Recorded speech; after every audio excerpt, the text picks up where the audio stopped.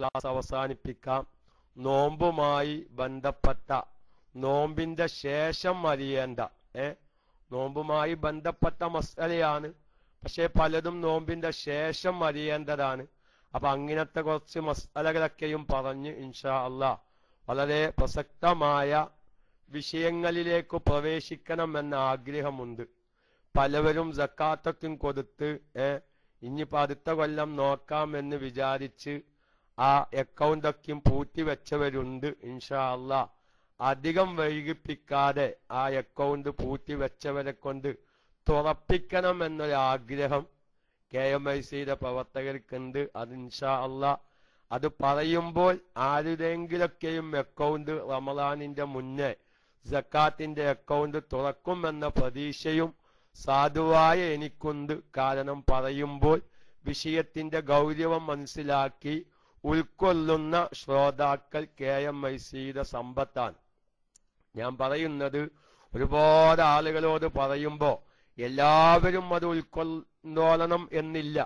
എങ്കിലും ഒരു 100 ആൾക്കാരോട് പറയുമ്പോൾ അല്ലെങ്കിൽ ഒരു 200 ആൾക്കാരോട് പറയുമ്പോൾ ഒരു 10 ആളെങ്കിലും അൽഹംദുലില്ലാഹ് ആ തെറ്റിൽ നിന്ന് പിന്മാറാൻ തയ്യാറാണ് എന്ന് മനസ്സിലാക്കി അത് ഉൾക്കൊണ്ട് ജീവിതത്തിൽ പകർത്തുമ്പോൾ നമുക്ക് അത്തരം കാര്യങ്ങളൊക്കെയും അറിയുമ്പോൾ വളരെയധികം സന്തോഷമാണ്. ഞാൻ പറയുന്നത് വിശുദ്ധമായ റമളാനില് ആ ഒരു ചർച്ച ചെയ്യണമെന്ന് ആഗ്രഹിച്ചെങ്കിലും രാത്രി സമയത്തും പകൽ സമയത്ത് സാധുവായ എനിക്ക് ക്ലാസ് റൂമിൽ കയറാൻ പറ്റാത്ത സാഹചര്യവും അതുപോലെ തന്നെ രാത്രി സമയത്ത് നമുക്ക് നിരന്തരം ലൈവുകളെല്ലാം ഉണ്ടായതുകൊണ്ട് നമുക്ക് ആ വിഷയം ചർച്ച ചെയ്യാൻ കൂടിയിട്ടില്ല.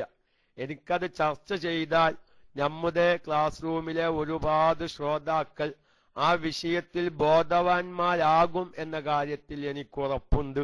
ഇൻഷാ അല്ലാഹ് അത് പ്രത്യേകിച്ചൊന്നുമല്ല നമ്മുടെ സാമ്പത്തിക മേഖല. ഇന്ന് നമുക്കറിയാം, നമുക്ക് ഏതെങ്കിലും നിലക്ക് 10 രൂപയുണ്ടാക്കി ഈ ദുന്യവിയായ ജീവിതം വിഷമം കൂടാതെ മുന്നോട്ട് പോകണമെന്ന് ആഗ്രഹിക്കുന്നവരാണ് നമ്മളൊക്കെയും. അതിന് പലവരും പല രൂപങ്ങളും നമുക്ക് പറഞ്ഞു തരുമ്പോ അതിന്റെ ഇസ്ലാമികമായ വശങ്ങൾ മനസ്സിലാക്കാതെ അതിലെന്താ തെറ്റ് എന്ന് മനസ്സിലാക്കി പലവരും അത്തരം കാര്യങ്ങളുമായി ബന്ധപ്പെടുന്നുണ്ട്. ഞാൻ ഇന്ന് ആ വിഷയത്തിലേക്ക് കടക്കുകയല്ല. ഞാൻ 1-2 ദിവസം അതൊരു പരസ്യമായി പറയുകയാണ്. കാരണം ഇപ്പോഴും നമ്മുടെ ക്ലാസ് റൂമിലുള്ള സ്ഥിരം ശ്രോതാക്കള് പെരുന്നാള് കഴിഞ്ഞ് 6ാം നോമ്പൊക്കെയും കഴിയുന്നതിന് മുമ്പ് ക്ലാസ് റൂമിലേക്ക് എത്തിക്കോളണം എന്നില്ല. അപ്പൊ അതുകൊണ്ട് 1-2 ദിവസം കഴിയുമ്പോഴേക്ക് ഇൻഷാ അല്ലാഹ് നമ്മുടെ മുഴുവൻ ശ്രോതാക്കളും ക്ലാസ് റൂമിൽ സജീവമാകും എന്ന പ്രതീക്ഷയുണ്ട്. ആ നിലക്ക് നമ്മളൊക്കെയും എല്ലാവരും അത് ചിലപ്പം ഞാൻ ആരെയും ഒരു വിഷമിപ്പിക്കാൻ പറയുകയല്ല. ചിലപ്പം സാധാരണ ഉസ്താദന്മാരെന്ന പേരിൽ അറിയപ്പെടുന്നവർ പോലും അതിന്റെ ചിലപ്പം ഫിഖ്ഹിയായ മസ്അലകളിലേക്ക് കൂടുതൽ ആഴത്തിൽ ഇറങ്ങിച്ചെല്ലാത്തതിന്റെ പേരിൽ തെറ്റുകൾ സംഭവിക്കാറുണ്ട് എന്നതിൽ സംശയമില്ല. ഞാൻ പറഞ്ഞുകൊണ്ടുവരുന്നത് ഇന്ന് നമ്മളൊക്കെയും സാമ്പത്തിക പുരോഗതിക്ക് വേണ്ടി ചെയ്തു വരുന്ന ഒരു വിഷയമാണല്ലോ ഷെയർ ബിസിനസ് എന്നൊക്കെയും പറഞ്ഞ് ആരെങ്കിലൊക്കെയും കച്ചവടം നടത്തും. നമ്മളെ എവിടെന്നെങ്കിലൊക്കെയും 2 ലക്ഷം രൂപയോ 1 ലക്ഷം രൂപയോ ഉണ്ടാക്കി ആ കച്ചവടം നടത്തുന്നവരുടേതായ കയ്യിൽ ഏൽപ്പിക്കുന്നു. അവര് എന്തു ചെയ്യുന്നു? കുറച്ചു പൈസ മാസം തികയുമ്പോൾ നമുക്ക് തരുന്നു. നമ്മളത് ഹലാലാണെന്ന് വിചാരിച്ച് ആ പൈസ നമ്മൾ ഉപയോഗിക്കുന്നു. ഞാനൊരു സത്യം തുറന്നു പറയുകയാണ്. എന്റെ സന്തോഷം നിങ്ങളോടൊപ്പം ഞാൻ പങ്കുവെക്കുകയാണ്. നമ്മുടെ ക്ലാസ് റൂമിലെ സ്ഥിരം ശ്രോതാവായിരുന്നൊരു വ്യക്തി, അദ്ദേഹം ഒരു സംഖ്യ ഒരു കച്ചവടത്തിന് ഏൽപ്പിക്കുകയും മാസം 1000 റിയാല് 1000 റിയാല് എന്ന് പറഞ്ഞാൽ ഏകദേശം ഇന്ത്യയുടെ നല്ലൊരു സംഖ്യയുണ്ട്. നിങ്ങൾക്കറിയാമല്ലോ. ഗൾഫിലുള്ളവരെക്കാൾ അറിയാം, അല്ല എന്നേക്കാൾ അറിയാം. ഗൾഫിലുള്ളവർക്ക് ഏകദേശം 1000 റിയാല് മാസം ഇദ്ദേഹത്തിന്റെ അക്കൗണ്ടിലേക്ക് അയച്ചു കൊടുക്കുമ്പോ ഇന്ത്യയിലേക്ക് തിരിഞ്ഞു നോക്കിയാൽ ആ 1000 റിയാല് അത്യാവശ്യം ഒരു വലിയ സംഖ്യ തന്നെയാണ്. ഞാൻ അദ്ദേഹം അതിന്റെ സക്കാത്തിന്റെ മസ്അല അറിയാൻ വേണ്ടിയാണ് സാധുവായി എനിക്ക് വിളിച്ചത്. അപ്പോൾ ഞാൻ അദ്ദേഹത്തിന്റെ ബിസിനസ്സും കാര്യങ്ങളൊക്കെയും വിശദീകരിച്ച് ചോദിച്ചു. അദ്ദേഹം അതിന്റെ എല്ലാ വശങ്ങളും പറഞ്ഞു മനസ്സിലാക്കി തന്നു. ഞാൻ പറഞ്ഞു, നിങ്ങൾക്ക് ഈ കാശ് എങ്ങനെ ഹലാലാകും?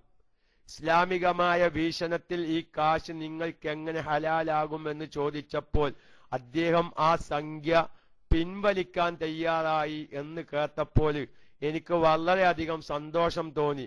വിഷയം തിരിയാത്തത് കൊണ്ടാണ് പലവരും ഇത്തരം ഏടാക്കുരുക്കിൽ പോയി ചാടുന്നത്.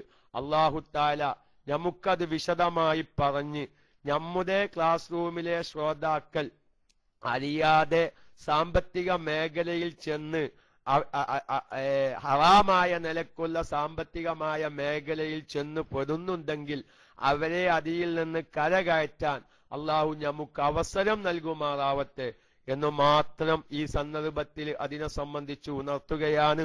ഇൻഷാ അള്ളാ നമുക്ക് രാവിലത്തെ ചർച്ച ഞാൻ അതാക്കാൻ ഉദ്ദേശിക്കുന്നില്ല. കാരണം രാവിലത്തേക്കാൾ വൈകുന്നേര സമയത്താണ് കൂടുതലും പുരുഷന്മാരുള്ളത്. അപ്പൊ അതുകൊണ്ട് നമുക്ക് വൈകുന്നേരം ഏതെങ്കിലും ആഴ്ചയിൽ ഒരു ദിവസമോ അതല്ലെങ്കിൽ 2 ദിവസമോ നമ്മുടെ മറ്റു ക്ലാസുകളുടെ ഷെഡ്യൂൾ അനുസരിച്ച് ഒരു സാമ്പത്തിക വിശുദ്ധി അങ്ങനെ തന്നെ വെക്കണം. നമ്മുടെ സാമ്പത്തിക വിശുദ്ധി ഞാൻ മനസ്സിലാക്കുമ്പോഴാണ് നമുക്ക് നാളെ ആഖിറത്തിൽ രക്ഷപ്പെടാൻ എന്റെ സമ്പത്ത് എനിക്ക് ഉപകരിക്കുമോ എന്ന ചിന്ത വരിക. അപ്പോൾ എല്ലാവർക്കും അത്തരം വിഷയങ്ങളുമായി ബന്ധപ്പെടുന്ന എല്ലാവർക്കും മനസ്സിലാകും എന്ത് ഞാൻ സക്കാത്ത് കൊടുക്കണോ അതല്ല ഞാൻ ഇനി അടുത്ത റമദാൻ വരെ കാത്തിരിക്കേണ്ട ആവശ്യമുണ്ടോ പോലത്തെ കാര്യങ്ങളൊക്കെയും ഇൻഷാ അള്ളാ നമുക്ക് ചർച്ച ചെയ്യണം. അള്ളാഹു തൗഫീക്കിനെ പ്രദാനം ചെയ്യുമാറാവട്ടെ. പിന്നെ അത്ര വലിയ സുഗന്ധാവൂല വിഷയം കേൾക്കാൻ. കാരണം ഈ സാമ്പത്തിക ഇടപാടിനെ കുറിച്ച് ചർച്ച ചെയ്യുമ്പോൾ ചിലപ്പോൾ നമ്മൾ ചെയ്തും കൊണ്ടിരിക്കുന്ന പലതും നമ്മൾ ഒഴിവാക്കേണ്ടി വരും. അല്ലെങ്കിൽ നമ്മുടെ അക്കൗണ്ടിലേക്ക് വരുന്ന പലതും നമ്മൾ നിർത്തിവെക്കേണ്ടി വരും. അപ്പോൾ നമ്മളിൽ നിന്ന് സമ്പത്ത് ഒഴിവായി പോകുന്ന വിഷയമാകുമ്പോൾ അത്ര വലിയ സുഖം ഉണ്ടായിക്കൊള്ളണമെന്നില്ല. പക്ഷെ എങ്കിലും ആഖിറം രക്ഷപ്പെടണമെന്ന് വിചാരിക്കുന്ന ഉദ്ദേശിക്കുന്ന ആഗ്രഹിക്കുന്ന മുഅ്മിനീങ്ങൾക്കൊക്കെയും അത് ഉപകരിക്കും എന്ന പ്രതീക്ഷയിലാണ് അത്തരം വിഷയങ്ങളിലേക്ക് കടക്കാൻ ഞാൻ ഉദ്ദേശിക്കുന്നത്. അതുകൊണ്ട് എന്റെ എല്ലാ പ്രിയപ്പെട്ട സുഹൃത്തുക്കളും ഇൻഷാ അള്ളാ നമ്മുടെ ക്ലാസ് റൂമിലെ ഉസ്താദന്മാരുമായി ചർച്ച ചെയ്ത്, പ്രത്യേകിച്ച് അൻവരി ഉസ്താദിനെ പോലത്തവരൊക്കെ ചർച്ച ചെയ്ത് റമളാനിന്റെ ശേഷമുള്ള ഈ ക്ലാസിന്റെ ഷെഡ്യൂൾ തീരുമാനിക്കുമ്പോൾ നമുക്ക് നമ്മുടെ സാമ്പത്തിക വിശുദ്ധിയെക്കുറിച്ചുള്ള ഒരു പ്രത്യേകമായ പഠനം നമുക്ക് നടത്തണം. എന്നിട്ട് നമ്മൾ നിക്ഷേപിക്കുന്ന പൈസ അത് അനുവദനീയമാണോ, അതിൽ നിന്ന് കിട്ടുന്ന ലാഭം എനിക്ക് ഉപയോഗിക്കാൻ പറ്റുമോ, എന്റെ കുടുംബത്തിന് അത് നൽകാൻ പറ്റുമോ പോലത്തതൊക്കെയും നമുക്ക് അറിയേണ്ടതുണ്ട്. അങ്ങനെ അറിഞ്ഞാൽ ഇനിയും നമ്മൾ ഒരുപാട് സക്കാത്ത് അടുത്ത റമളാനിന്റെ മുന്നേ തന്നെ സക്കാത്ത് കൊടുക്കേണ്ടതായിട്ട് വരും. കാരണം ഇന്ന് നമ്മുടെ കേരളത്തിലായാലും ലോകത്തിന്റെ ഏതു ഭാഗത്തായാലും ഉള്ള അവസ്ഥ എന്താണ്? റമളാൻ വരുമ്പോൾ മാത്രം ഒരു സക്കാത്ത് ചർച്ച നടക്കുന്നു. അത് ചിലവർ കേൾക്കുന്നു, ചിലവർ കേൾക്കുന്നില്ല. പിന്നെ ഈ 11 മാസത്തെക്കുറിച്ച് സക്കാത്ത് എന്നുള്ള വിഷയത്തെക്കുറിച്ച് എല്ലാവരും ആ ഭാഗത്തേക്ക് ശ്രദ്ധിക്കാത്തൊരവസ്ഥ വരുന്നു. ഇൻഷാ അള്ളാഹ് അതിനൊരു മാറ്റം നമ്മുടെ KMIC-യിലൂടെ ഉണ്ടാക്കി സക്കാത്ത് റമളാനുമായി ബന്ധപ്പെട്ട ഒരു പ്രത്യേകമായ വിഷയമല്ല. അത് ഓരോരുത്തരും അവനവന്റെ കച്ചവടത്തിന്റെ മുതലിന്റെ കൊല്ലം തികയുമ്പോൾ കൊടുക്കേണ്ട വലിയ ഒരു ഉത്തരവാദിത്തമാണ് എന്നുള്ള ഒരു ബോധവൽക്കരണം ഇൻഷാ അള്ളാഹ് KMIC-യിലൂടെ നമുക്ക് ലോകത്തിന്റെ വിവിധങ്ങളായ ഭാഗങ്ങളിലേക്ക് എത്തിക്കാൻ അള്ളാഹു തൗഫീക്കിനെ പ്രദാനം ചെയ്യുമാറാവട്ടെ എന്ന് പറഞ്ഞ് ഇൻഷാ അള്ളാഹ് ഇനി ഏകദേശം 1-2 മാസങ്ങൾക്കു ശേഷം നമ്മളിലേക്ക് കടന്നു വരുന്നത് വിശുദ്ധമായ ഹജ്ജാണ്. അതുപോലെ തന്നെ ഹജ്ജിന് പോകുമ്പോൾ പിന്നെ ഉംറ എല്ലാവരും ചെയ്യുമല്ലോ. എത്രയോ ആളുകൾ അത്തരം വിഷയങ്ങളിലൊക്കെയും എത്രയോ സാധാരണക്കാര് വലിയ സംഖ്യ, നമുക്കറിയാം എത്ര വലിയ സംഖ്യ ചെലവഴിച്ചിട്ടാണ് ഹജ്ജിന് പോകുന്നത്. നല്ലൊരു വിഭാഗം പോകുന്നത് ഗവൺമെന്റിന്റെ കീഴിലാണ്. ചിലപ്പം ഗവൺമെന്റിന്റെ കീഴിൽ പോകുമ്പോൾ പറയത്തക്ക നേതൃത്വം മസ്അലകളൊക്കെയും അറിയുന്ന അമീറന്മാരൊക്കെ ചിലപ്പം കുറവായിരിക്കും. അപ്പൊ അതിന്റെക്കും പേരില് പല അപാകതകളും ഹജ്ജിലും ഉംറയിലൊക്കെയും പല സാധാരണക്കാർക്കും സംഭവിക്കുന്നു. അതിനെ സംബന്ധിച്ചുള്ള ഒരു ബോധവൽക്കരണവും ഹജ്ജിന് പോവാൻ ഉദ്ദേശിക്കുന്നവരൊക്കെയും ഉണ്ടെങ്കിൽ അവർക്കൊക്കെയും ഉപകരിക്കുന്ന രൂപത്തിലും നമുക്ക് ആ വിഷയങ്ങളൊക്കെയും ചർച്ച ചെയ്യാൻ അല്ലാഹു തആല തൗഫീഖിനെ പ്രദാനം ചെയ്യുമാറാവട്ടെ എന്ന് പറഞ്ഞ് ഓരോ കാര്യങ്ങളും വ്യക്തമായി കാര്യങ്ങൾ കേൾക്കുമ്പോൾ മനസ്സിലാക്കി ഉറപ്പിച്ചു വെക്കണമെന്ന് ഞാൻ സാന്ദർഭികമായി ഉണർത്തുകയാണ്. ഞാൻ എന്റെ സാധാരണക്കാരുടെ ഒരു അവസ്ഥ വിശദീകരിക്കാം. ഓരോ റമളാൻ ആകുമ്പോൾ, ഒരു ഉദാഹരണം പറയാം, റമളാൻ ആകുമ്പോൾ ഓരോരുത്തരും ചോദിക്കുന്നത് വീണ്ടും അടുത്ത റമളാനിൽ തന്നെ ചോദിക്കുന്നു. അങ്ങനെ ഒരു അവസ്ഥ വരാൻ കാരണം എന്താ? ഒരു റമളാനിൽ എന്തെങ്കിലുമൊക്കെ ഒരു സംശയം തോന്നുമ്പോ അപ്പൊ അതിനെ സംബന്ധിച്ചൊന്ന് ചോദിക്കും, മനസ്സിലാക്കും. പിന്നെ ആ റമളാൻ കഴിയലോട് കൂടെ അവരതിനെപ്പറ്റി ചിന്തിക്കുന്നില്ല. പിന്നെയും അടുത്ത റമളാൻ വരുമ്പോൾ വീണ്ടും അത് സംശയമായി വരികയാണ്. അതുകൊണ്ട് എന്റെ ക്ലാസ് കേൾക്കുന്ന മുഴുവൻ ശ്രോതാക്കളോട് ഞാൻ പറയുന്നു, ഒരു ഫിഖ്ഹിയായ മസ്അല അതല്ലെങ്കിൽ വേറെ ഏതെങ്കിലും ഒരു വിഷയത്തിലുള്ള ഒരു അറിവ് നമുക്ക് കിട്ടുമ്പോൾ അത് ഉറപ്പിച്ചു വെച്ച് ഇനി എന്റെ ജീവിതത്തിൽ എപ്പോൾ ഈ വിഷയം ആവശ്യമാകുമ്പോഴും അത് ഉപകരിക്കാൻ പറ്റാവുന്ന രൂപത്തിൽ, അതല്ലെങ്കിൽ മറ്റുള്ളവർക്ക് പറഞ്ഞു കൊടുക്കേണ്ടി വരുന്ന സന്ദർഭത്തിൽ സംശയം കൂടാതെ പറഞ്ഞു മനസ്സിലാക്കി കൊടുക്കാനുള്ള ഒരു അവസരം. ഞാനൊരു ചെറിയ ഉദാഹരണം പറയാം. കാരണം ഈ സംശയങ്ങൾ വരുമ്പോ ചിലപ്പോൾ നാലാള് അതിനെ എതിർക്കുന്ന സമയത്ത് നമ്മളും അവരെ മിണ്ടാതെ നിൽക്കുകയാണ്. ഇപ്പൊ അടുത്ത് ഈ റമളാനിൽ ഉണ്ടായ ഒരു സംഭവം. കാരണം റമളാനിൽ മരിക്കും അല്ലെ, എത്രയോ ആളുകൾ മരിക്കുന്നു. കാരണം നമ്മൾ ഈ റമളാനിൽ ഒരു കാര്യം മനസ്സിലാക്കി വെച്ചിട്ടുണ്ട്, റമളാനിൽ സുഗന്ധം ഉപയോഗിക്കാൻ പാടില്ല. നമുക്കെല്ലാവർക്കും അറിയാം സുഗന്ധം ഉപയോഗിക്കാൻ പാടില്ല. കാരണം എന്താ? റമളാനിൽ അത് കറാഹത്താണ്. പക്ഷെ അവർക്ക് മസ്അല നമുക്കറിയാം, അത്തായത്തിന് എഴുന്നേൽക്കുമ്പോൾ സുഗന്ധം ഉപയോഗിക്കണം. ആ ഉപയോഗിച്ച സുഗന്ധത്തിന്റെ വാസന വസ്ത്രത്തിലുണ്ടെങ്കിൽ കുഴപ്പമില്ല. പക്ഷെ പകൽ സമയത്ത് നോമ്പുകാരായി സുഗന്ധം ഉപയോഗിക്കാൻ പാടില്ല. അപ്പൊ ആരെങ്കിലൊക്കെ മരിച്ചാ കാരണം പിന്നെ ആ മരിച്ച വീട്ടിൽ വലിയ വർത്താനം, നോമ്പാണ്, കഫൻ തുണി പുകപ്പിക്കാൻ പാടില്ല, സുഗന്ധം ഉപയോഗിക്കാൻ പാടില്ല.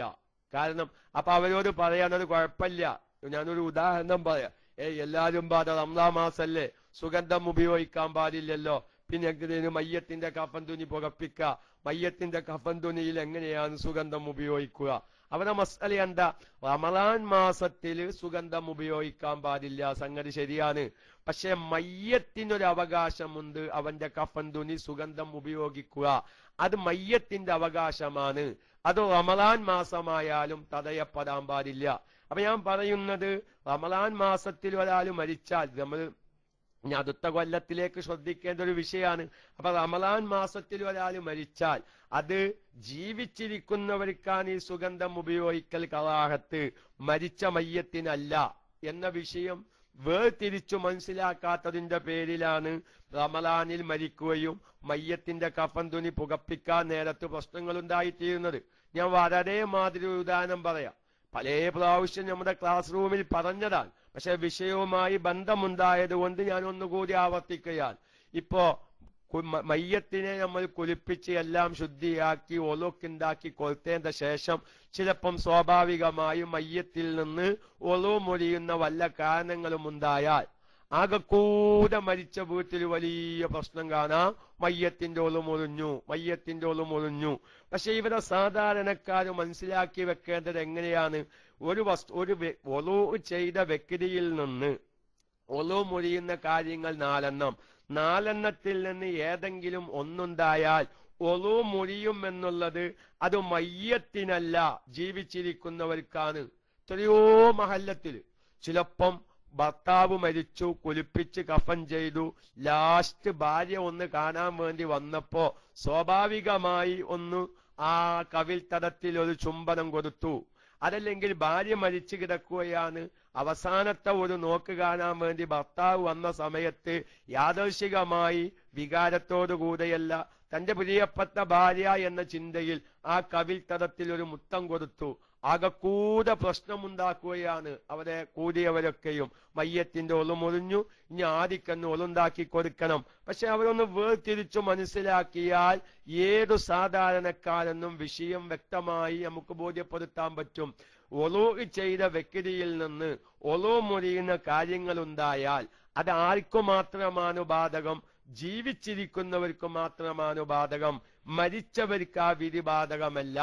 അപ്പൊ മരിച്ച മയ്യത്തിൽ നിന്ന് മയ്യത്തിനെ കുളിപ്പിച്ച് ഒളൂ ചെയ്ത് കുളിപ്പിച്ചു കൊടുത്തതിനു ശേഷം മയ്യത്തിൽ നിന്ന് ഒളൂ മുറിയുന്ന ഒരു കാര്യമുണ്ടായി, അല്ലെങ്കിൽ ഭർത്താവ് ഭാര്യയാവുന്ന മയ്യത്തിനെ തൊട്ടു, അല്ലെങ്കിൽ ഭാര്യ മയ്യത്താവുന്ന ഭർത്താവിനെ തൊലി തമ്മിൽ എന്തായത് മറ കൂടാതെ തൊട്ട് കഴിഞ്ഞാൽ ഇതെല്ലാം ഈ ജീവിച്ചിരിക്കുന്നവരെ ഒളു മുറിയുകയുള്ളൂ, മരിച്ച മയ്യത്തിന്റെ ഒളു ഈ മയ്യത്തിന്റെ ഒളു മുറിയുകയില്ല എന്ന് വേർതിരിച്ചു മനസ്സിലാക്കിയാൽ ഇത്തരം മസ്അലകളിലൊന്നും ചിലപ്പം മരിച്ചേടത്ത് പ്രശ്നങ്ങൾ ഉണ്ടാവുകയില്ല.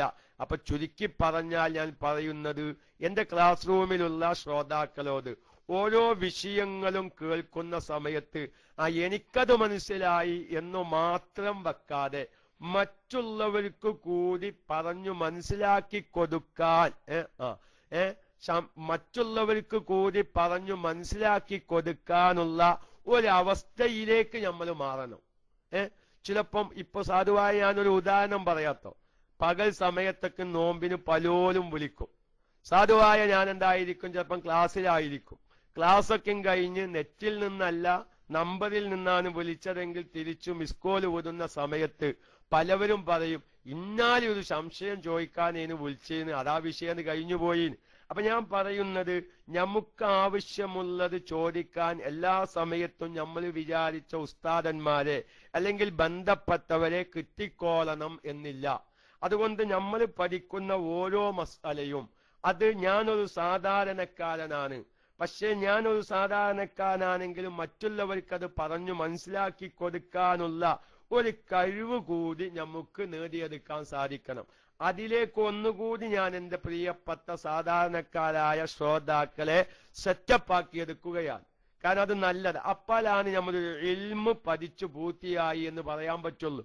കാരണം ഒരു വിഷയം പഠിക്കാന്ന് പറഞ്ഞാൽ നമ്മൾ കുറെ മനസ്സിലാക്കലല്ല, മറ്റുള്ളവർക്ക് ആവശ്യമുണ്ടാകുമ്പോൾ മറ്റുള്ളവർക്ക് കൂടി അത് പറഞ്ഞു മനസ്സിലാക്കി കൊടുക്കാനുള്ള ഒരു കഴിവ് ആ വിഷയത്തിൽ നമുക്ക് നേടിയെടുക്കാൻ സാധിച്ചോ എങ്കിലേ ആ വിഷയം നമ്മൾ പഠിച്ചു എന്ന് പറയാൻ പറ്റുകയുള്ളൂ.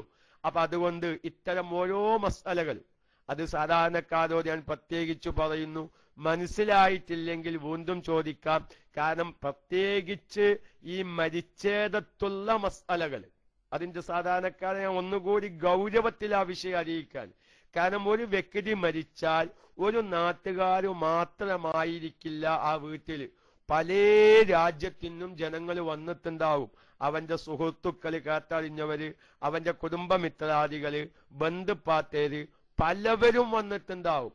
അവരുടെ നാടുകളിലൊക്കെയും പല രൂപത്തിലുമായിരിക്കും ആ വിഷയങ്ങൾ കൈകാര്യം ചെയ്യുക. അവരൊക്കെയും ഓരോ അഭിപ്രായങ്ങൾ പറയുമ്പോ നാലാല് അഭിപ്രായം പറയുമ്പോ നമ്മൾ പഠിച്ചതിന് ഇളക്കം സംഭവിക്കുകയാണ്. ആ ഇളക്കം സംഭവിക്കരുത്. അതിന്റെ ഒരു ഉദാഹരണമാണ് മയ്യത്തിന്റെ ഒളു മുറിയുന്ന സംഭവം. എത്രയോ സ്ഥലങ്ങളിൽ വലിയൊരു പ്രശ്നം സൃഷ്ടിക്കുന്ന ഒരു മസ്അല. ഞാനൊരു ഉദാഹരണത്തിന് പറയാൻ, നമ്മൾ വളരെ വ്യക്തമായി പഠിച്ചു വെച്ചു. മയ്യത്തിന് ഒളു ചെയ്തു കൊടുത്തതിനു ശേഷം ആ മയ്യത്തിൽ നിന്ന് ഒളു മുറിയുന്ന കാര്യമുണ്ടായാൽ മയ്യത്തിന്റെ ഒളു മുറിയുന്നതല്ല എന്ന് നമ്മൾ നല്ല ഉറപ്പിച്ചു മനസ്സിലാക്കി വെച്ചു. പക്ഷേ മരിച്ചേടത്ത് അങ്ങനെ ഒരു വിഷയം ഉണ്ടായി. 4 ആള് വന്ന് അല്ലെങ്കിൽ ഒരു 10 ആള് വന്ന് മയ്യത്തിന്റെ ഒളു മുറിഞ്ഞിക്കണ്, രണ്ടാമതിന് ഒളുണ്ടാക്കി കൊടുക്കണം എന്ന് ഒരു ശാഠ്യം പിടിക്കുമ്പോൾ അല്ല, അവിടെ മുറിഞ്ഞിട്ടില്ല, നിങ്ങൾ പറയുന്നതല്ല ശരി, ഇവിടെ ഇതുകൊണ്ട് മയ്യത്തിന്റെ ഒളു മുറിയുന്നതല്ല എന്ന് ഉറപ്പിച്ചു പറയാനുള്ള ഒരു മനക്കരുത്ത് അള്ളാഹു നമുക്ക് പ്രദാനം ചെയ്യട്ടെ. അതാണ് ഒരു മസ്അലയുടെ വിഷയത്തിൽ. അത് ഞാൻ പറഞ്ഞത് ഈ മരിച്ചേടത്തൊക്കെ അത് വളരെ ആവശ്യമായി വരും. കാരണം പലരും പല അഭിപ്രായം പറയുമ്പോ നമുക്കൊരു എക്കാശക്ക് അവിടെ വരാൻ പാടില്ല. അപ്പൊ ഏതായിരുന്നാലും ഞാൻ റമളാൻ കഴിഞ്ഞതിനു ശേഷം ഒരു നമ്മുടെ ഫിഖ്ഹിന്റെ ക്ലാസ് തുടക്കം കുറിക്കുക എന്നതിന്റെ ആമുഖമായി ഞാൻ ഉണർത്തി എന്ന് മാത്രം. അത്തരം കാര്യങ്ങളിലൊക്കെയും പ്രത്യേകമായി ശ്രദ്ധയൂന്നി നമ്മുടെ ക്ലാസ് റൂമിലെ ശ്രോതാക്കളുടെ കുടുംബത്തില്, അവരവരുടെ വീടുകളില്, നമ്മുടെ പ്രവർത്തകന്മാരുടെ ഇടയിലൊക്കെയും ഓരോ വിഷയങ്ങളുണ്ടാകുമ്പോ അതൊക്കെയും വ്യക്തമായി പറഞ്ഞു മനസ്സിലാക്കി കൊടുക്കാൻ നമുക്ക് സാധിച്ചാൽ ഈ KMIC-യിൽ കേൾക്കുന്നവർ 100 പേരായിരിക്കും, അല്ലെങ്കിൽ 200 പേരായിരിക്കും. പക്ഷേ ഈ 200 പേരിലൂടെ 2000-ത്തിലേക്കും 20,000-ത്തിലേക്കുമുള്ള ആശയങ്ങൾ നമ്മുടെ KMIC-യിൽ പറയുന്ന വിഷയങ്ങൾ എത്തിക്കാൻ സാധിക്കും. അതുകൊണ്ട് എല്ലാവരും കാര്യങ്ങൾ വ്യക്തമായി മനസ്സിലാക്കണമെന്ന് ഉണർത്തി 1-2 കാര്യങ്ങൾ നോമ്പുമായി ബന്ധപ്പെട്ട ചില മസലകൾ, അത് നോമ്പ് കഴിഞ്ഞിട്ട് അറിയേണ്ടതാണ്. റമദാൻ മാസം കഴിഞ്ഞില്ലേ, ഇനിയപ്പെന്താ നോമ്പിന്റെ മസലാണ് ചിന്തിക്കണ്ട. കാരണം ഞാൻ പറയട്ടെ, ഒരുപാട് സാധാരണക്കാർ ഇന്ന് ചെയ്തു വരുന്നൊരു കാര്യം, അങ്ങനെ ആരെങ്കിലും ചെയ്തിട്ടുണ്ടെങ്കിൽ അവരുടെ നോമ്പ് ഖളാ വീട്ടാൻ വേണ്ടിയിട്ടാണ് ഞാൻ ഈ മസല പറയുന്നത്. നമ്മുടെ ശ്രോതാക്കളുടെ കൂട്ടത്തില് ചിലപ്പം അവനവന്റെ ഉപ്പമാര്, ഉമ്മമാര്, അല്ലെങ്കിൽ കുടുംബത്തിൽപ്പെട്ട ഏതെങ്കിലൊക്കെ കുറച്ച് പ്രായമായവരൊക്കെ അങ്ങനെ ചെയ്തിട്ടുണ്ടെങ്കിൽ അവരോട് വിളിച്ചു പറയണം, നിങ്ങൾ നോമ്പ് ഒഴിവാക്കിയിട്ടൊരു മുദ്ദ് കൊടുത്തല്ലോ, ആ മുദ്ദ് കൊടുത്തത് ശരിയല്ല, അതിനു വേണ്ടിയിട്ടാ. അപ്പൊ അതുകൊണ്ട് നിങ്ങൾ മുദ്ദ് കൊടുക്കുകയല്ല വേണ്ടത്. റമദാൻ മാസത്തിൽ നിങ്ങൾ 5 നോമ്പ് ഒഴിവാക്കി, അല്ലെങ്കിൽ 10 നോമ്പ് ഒഴിവാക്കി സുകല്യാനും പറഞ്ഞിട്ട് എന്നിട്ട് എന്റെ അമ്മ മുദ്ദ് കൊടുത്തിരുന്നു, അല്ലെങ്കിൽ എന്റെ മൂത്താപ്പ മുദ്ദ് കൊടുത്തിരുന്നു നോമ്പ് ഒഴിവാക്കിയതിന്റെ പേരിൽ, നമ്മൾ ഈ പറയാൻ പോകുന്ന രൂപത്തിലല്ല കൈകാര്യം ചെയ്തിട്ടുള്ളതെങ്കിൽ അവരെ വിളിച്ചറിയിക്കണം. നിങ്ങളുടെ ആ രോഗം കാരണം നോമ്പ് ഒഴിവാക്കിയിട്ട് നിങ്ങൾ മുദ്ദ് കൊടുത്തല്ലോ, അതിന് മുദ്ദ് കൊടുക്കുകയല്ല വേണ്ടത്. എന്താ വേണ്ടത്? നിങ്ങളുടെ നോമ്പ് ഖളാ വീട്ടുകയാണ് വേണ്ടത്. ഇതുകൊണ്ടാണ് ഞാൻ വിശുദ്ധമായ റമദാനിന് ശേഷം ഈ മസ്അല ഒന്നുകൂടി ആവർത്തിക്കാൻ കാരണം നോമ്പിന്റെ മുന്നേ ആ മസ്അലകളൊക്കെ നമ്മൾ വിശദീകരിച്ചിട്ടുണ്ട്. കേൾക്കാത്ത ആരെങ്കിലും ഉണ്ടെങ്കിൽ മസ്അല അറിയാതെ അവനവന്റെ റമദാൻ മാസത്തിൽ ഒഴിവായിപ്പോയ നോമ്പ് അത് ഖളാ വീട്ടാതെ ഞാൻ മരിച്ചുപോയാൽ അതിന്റെ കുറ്റവും ഗൗരവവും നമുക്കെല്ലാവർക്കും അറിയാം. കാരണം ഇന്നും മിക്ക ആളുകൾക്കും ഷുഗറും പ്രഷറും കൂടിയ ഒരു കാലഘട്ടമാണ്. അതില്ലാത്തൊരു രോഗിയിലുമില്ല, പ്രഷറും ഷുഗറും ഇല്ലാത്തൊരു മനുഷ്യന്മാരില്ല. പക്ഷേ പലവരും ക്ഷീണാണ്, ഷുഗർ കാരണം ക്ഷീണാണ്, നോമ്പ് കൊൽക്കാൻ വയ്യാനാണ്, നിങ്ങൾ അത് മുദ്ദ് കൊൽക്കാൻ തുടങ്ങിയിട്ടുണ്ട്. എന്റെ അനുഭവത്തിൽ 5-6 ആൾക്കാരുണ്ട്, 5-6 ആൾക്കാർ ഒരു ഷുഗർ കൂടി നോമ്പ് നോൽക്കാൻ താൽക്കാലികം ക്ഷീണം കൂടിയ കാരണം ആ നോമ്പ് ഒഴിവാക്കുന്നു, അവരെന്ത് ചെയ്യുന്നു? മുദ്ദ് കൊടുക്കുന്നു.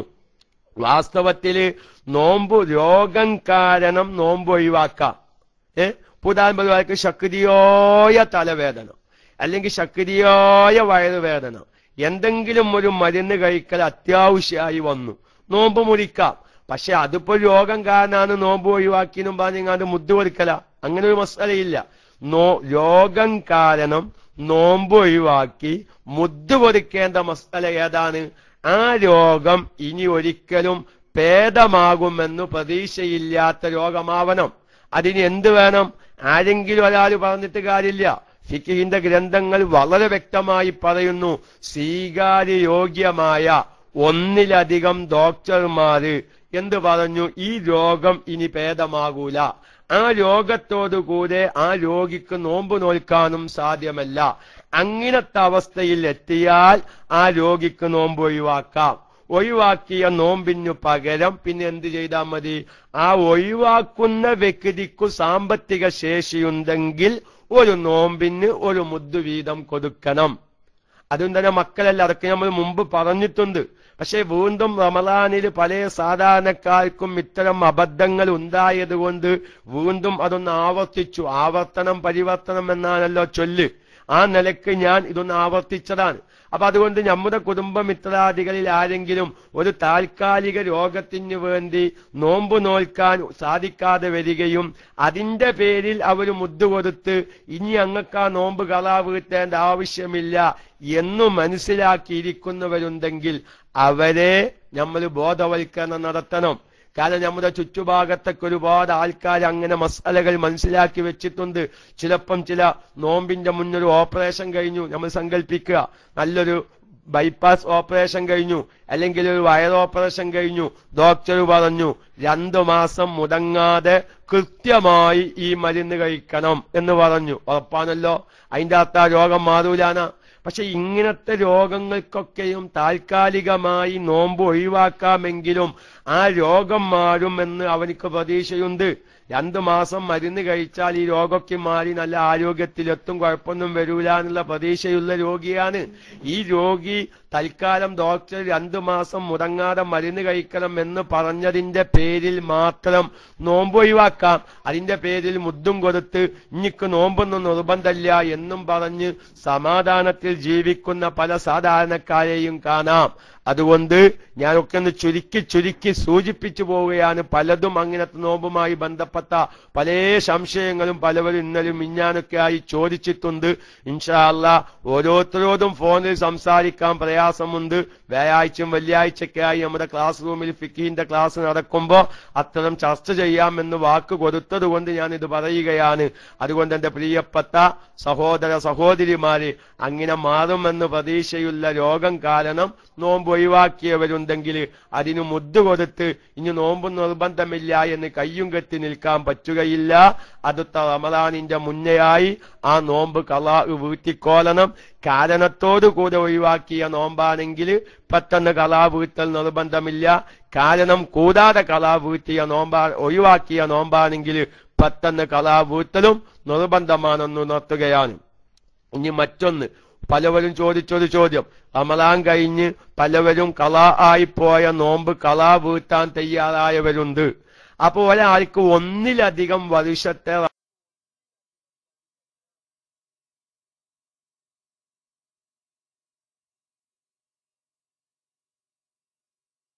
റമദാൻ മാസത്തിലെ നോമ്പ് ഖളായി മുമ്പത്തെ കൊല്ലം നോമ്പ് ഖളാ ആയിട്ടുണ്ട്.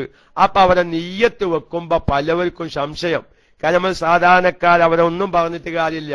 കാരണം ഓരോ വർഷവും എന്താണ് ഈ കൊല്ലത്തെ റമദാനിൽ നിന്നുള്ള അദാ ആയ ഫർളായ നോമ്പ് എന്നാണല്ലോ നിയ്യത്ത് വെച്ച് പരിചയം. അപ്പൊ പല സാധാരണക്കാരും മനസ്സിലാക്കി ഓരോ വർഷത്തെ റമദാനിലെ നോമ്പ് ഖളാ വീട്ടുമ്പോൾ ആ വർഷം ഏതാണെന്ന് വ്യക്തമായി പറയണം.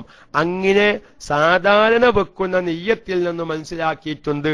അപ്പൊ പലവരും ചോദിച്ചതെന്താ, പല റമദാനിൽ നിന്നും നോമ്പ് ഖളാ ആയിട്ടുണ്ട്, പക്ഷെ കൊല്ലങ്ങൾ ഏതാണെന്ന് ഓർമ്മയില്ല. ചിലപ്പം 3 കൊല്ലം മുന്നേ, 4 കൊല്ലം മുന്നേ, അത് 2004 2005 അതൊന്നും ഓർമ്മയില്ല ഉസ്താദെ. അപ്പൊ എങ്ങനെ നിയ്യത്ത് വെക്കുക എന്നാണ് പലവരുടെയും സംശയം. ഞാൻ വളരെ വ്യക്തമായി നമ്മുടെ കുടുംബത്തിലൊക്കെയും പല സഹോദരിമാര് അല്ലെങ്കിൽ പല ആൾക്കാരും നോമ്പൊക്കും ഖളാ വീട്ടാൻ തയ്യാറ്, ചിലപ്പം ജീവിതത്തിൽ ഒഴിവായിപ്പോയ നോമ്പൊക്കും ഖളാ വീട്ടാൻ തയ്യാറാകുമ്പോ പലവരും ചോദിക്കുന്ന ഒരു ചോദ്യമാണ്, ഇത് ഏതൊക്കെ കൊല്ലാന്ന് ഓർമ്മയില്ല, അപ്പൊ നിയ്യത്ത് എങ്ങനെ വെക്കണമെന്ന്. ഇതൊക്കെ ഞാൻ സാധാരണക്കാർക്ക് വേണ്ടിയിട്ടാണ് ഇങ്ങനെ വ്യക്തമായി പറയുന്നത്. ഉസ്താദന്മാരുണ്ടെങ്കിൽ തൽക്കാലം ക്ഷമിക്കണമെന്ന് ഞാൻ അതൊക്കെ ഉണർത്തുകയാണ്. അപ്പൊ അവരെ എന്താണ് മസ്അല, ഇന്ന കൊല്ലത്തെ റമദാനിലെ നോമ്പ് എന്ന് നിയ്യത്ത് വെക്കൽ നിർബന്ധം ഇല്ല. എന്തേ നിർബന്ധമുള്ളൂ, റമദാനിൽ നിന്ന് ഖളാ ആയിപ്പോയ നോമ്പ്. അപ്പൊ ഒരാൾക്കൊരു മുമ്പ് ഏതോ ഒരു റമദാനിൽ നിന്ന് ഒരു 3 നോമ്പ് ഖളാ ആയിട്ടുണ്ട്, പക്ഷെ ഏത് വർഷത്തെ റമദാനാണെന്ന് ഓർമ്മയില്ല, അതിന്റെ ആവശ്യമില്ല. അപ്പൊ എന്ത് ചെയ്ത 3 നോമ്പ് ഖളാ ആയിട്ടുണ്ട്, കൊല്ലം ഓർമ്മയില്ല. അവനെ സംബന്ധിച്ച് അവൻ എത്രയേ നിർബന്ധമുള്ളൂ, റമദാനിൽ നിന്ന് ഖളാ ആയിപ്പോയ നോമ്പിനെ അല്ലാഹു തആലാക്ക് വേണ്ടി നാളെ നോച്ചു വീട്ടുവാൻ ഞാൻ കരുതി.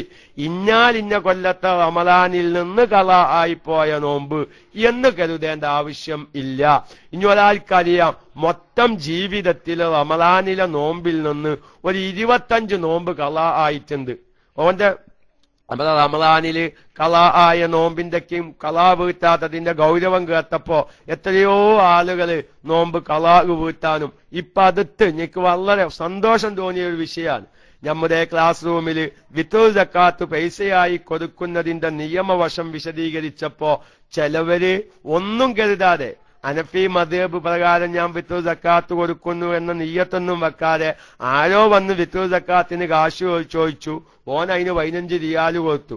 ഒരു വ്യക്തി എനിക്ക് വിളിച്ചു ചോദിച്ചു, ഉസ്താദെ 22 സക്കാത്ത്, അതായത് അദ്ദേഹത്തിന്റെയും അദ്ദേഹത്തിന്റെ ഫാമിലി ഗൾഫിൽ വന്ന് താമസിച്ച സമയത്തും 22 സക്കാത്ത് മൊത്തം ഞാന് കാശായി കൊടുത്തിട്ടുണ്ട്. ഇപ്പോൾ ഉസ്താദന്മാര് വിശദീകരിച്ച കോലത്തില് ആ കൊടുത്തതൊന്നും സക്കാത്തായി വീടാത്ത അവസ്ഥകൾ വന്നിട്ടുണ്ട്. ഞാനത് കൊടുത്തു വീട്ടാൻ തീരുമാനിച്ചിട്ടുണ്ട്. നോക്കി നിങ്ങൾ. അപ്പൊ ഓരോ വിഷയത്തിന്റെ ഗൗരവം മനസ്സിലാക്കുമ്പോൾ ഒരാളെങ്കിലും അത് ഉൾക്കൊള്ളുന്നു എന്നതാണ് നമ്മുടെ ഏറ്റവും വലിയ സന്തോഷം. അള്ളാഹു ഈ സന്തോഷം ഈ ക്ലാസ് റൂം നിലനിൽക്കുന്ന കാലത്തോളം നിലനിർത്തി തരുമാറാവട്ടെ. പറയുന്നത് ആർക്കെങ്കിലും ഒരാൾക്കെങ്കിലും ഉപകരിക്കുന്ന ഒരു ഇൽമാക്കി അള്ളാഹു നമ്മുടെ KMICയുടെ ഇൽമ മാറ്റി തരുമാറാവട്ടെ എന്ന് നമുക്ക് ആത്മാർത്ഥമായി ദുആ ചെയ്യാം. അപ്പൊ ഞാൻ ഏതായാലും പറയുന്നത് എന്താ, ഒരാള് 30 നോമ്പ് അവന്റെ റമളാനിൽ നിന്ന് മൊത്തത്തില് പല വർഷത്തിലുമായി ചിലപ്പം ഒരു കൊല്ലത്തിൽ 2 എണ്ണം, ഒരു കൊല്ലത്തിൽ 3 എണ്ണം, ഒരു കൊല്ലത്തിൽ 4 എണ്ണം, അതൊക്കെ ഓൾക്ക് നല്ല ഓർമ്മയുണ്ട്. ഏകദേശം 25-30 നോമ്പ് ഓൾക്ക് ഒഴിവായി പോയിട്ടുണ്ട്. പക്ഷെ കൊല്ലങ്ങൾ അവനക്ക് ഓർമ്മയില്ല. അപ്പൊ പലവരുടെ ഒരു വേജാറെന്താ, കൊല്ലങ്ങൾ ഓർമ്മയില്ല. അപ്പൊ പിന്നെ ഏത് കൊല്ലത്തെ നോമ്പാണ് എന്ന് പറഞ്ഞിട്ടാണ് കളാ വീട്ടുക. അതിലൊരു ബേജാറും കരുതണ്ട. എന്ത് കരുതിയാൽ മതി, റമളാനിൽ നിന്ന് കളാ ആയിപ്പോയ നോമ്പ് അള്ളാഹു താലാക്ക് വേണ്ടി നോറ്റ് വീട്ടലിനെ ഞാൻ കരുതി എന്ന് നീയത്ത് വെച്ചിട്ട് എത്ര നോമ്പാണോ കളാ ആയിന് ഓർമ്മയുള്ളത് അത്ര നോമ്പാണ് കളാ വീട്ടിയാൽ മതി. ഇനി അവിടെ തന്നെ പലവർക്കുമുള്ളൊരു ഇഷ്കാല്, ഉസ്താദെ കുറെ നോമ്പ് കളാ ആയിട്ടുണ്ട്, എത്രയെന്ന് ഓർമ്മയില്ല. ഇതൊക്കെ ചിലപ്പം പല റമളാനിലും നോമ്പ് നോൽക്കാത്തവര് ഒരു നല്ല ബോധോദയം ഉണ്ടാകുമ്പോൾ ആവശ്യമായി വരും എന്ന നിലയ്ക്ക് ഞാൻ സാന്ദർഭികമായി ഉണർത്തുകയാണ്. ഒരാളോ നോമ്പല്ല, നിസ്കാരം, കുറെ നിസ്കാരങ്ങൾ കളാ ആയിട്ടുണ്ട്. എത്ര റക്അത്താണ്, എത്ര വഖത്താണ് കളാ ആയത്, അല്ലെങ്കിൽ കുറെ നോമ്പ് കളാ ആയിട്ടുണ്ട്, എത്ര നോമ്പാണ് കളാ ആയത് എന്നറിയില്ല. അവരെന്തേ മാർഗമുള്ളൂ, നമ്മൾ കുറെ നോമ്പ് അത് കളാ പൂട്ടുക, കുറെ നിസ്കാരം അത് കളാ പൂട്ടുക. ഏകദേശം ഇവന്റെ മനസ്സിനൊരു ഉറപ്പ് കിട്ടും. എന്താ ഉറപ്പ് കിട്ടുക, ഇനി എനിക്ക് എന്റെ ജീവിതത്തിൽ നോമ്പ് കളാ ഉണ്ടാവൂല, അതിനാ മാത്രം ഞാൻ എന്ത് ചെയ്തിരിക്കുന്നു, നോക്കിയിരിക്കുന്നു. ചിലപ്പം എന്താവും, ഹലോ എന്താ ശബ്ദം കേൾക്കണില്ല, ശബ്ദം ഓക്കല്ലേ? ഈ ബൈലക്സ് എന്തോ അങ്ങനെ എഴുതി കാണിക്കുമ്പോ തോന്നല് ദീശയിക്കണോന്ന്. ശബ്ദം ഓക്കല്ലേ? ഹലോ ഹലോ ശരി. അങ്ങനെ ഏതോ ഇംഗ്ലീഷിൽ ചെറിയ അക്ഷരങ്ങൾ ഇങ്ങനെ വരുമ്പോഴേ, ഇംഗ്ലീഷിന് ബൈലക്സ് എന്ന് പറഞ്ഞാൽ പിന്നെ ചെറിയ അക്ഷരങ്ങൾ വരുമ്പോ ഇടയ്ക്ക് DC ആയതായിട്ടാണ് അറിയാറുള്ളത്. അപ്പൊ അങ്ങനെ വന്നപ്പോ ചോദിച്ചതാണ്. ഏതായിരുന്നാലും ശ്രദ്ധിക്കുക. അപ്പൊ കുറെ നിസ്കാരം കളായിട്ടുണ്ട്, കുറെ നിസ്കാരം കളായിട്ടുണ്ട്, കുറെ നോമ്പ് കളായിട്ടുണ്ട്, എത്രയെന്ന് അറിയില്ല.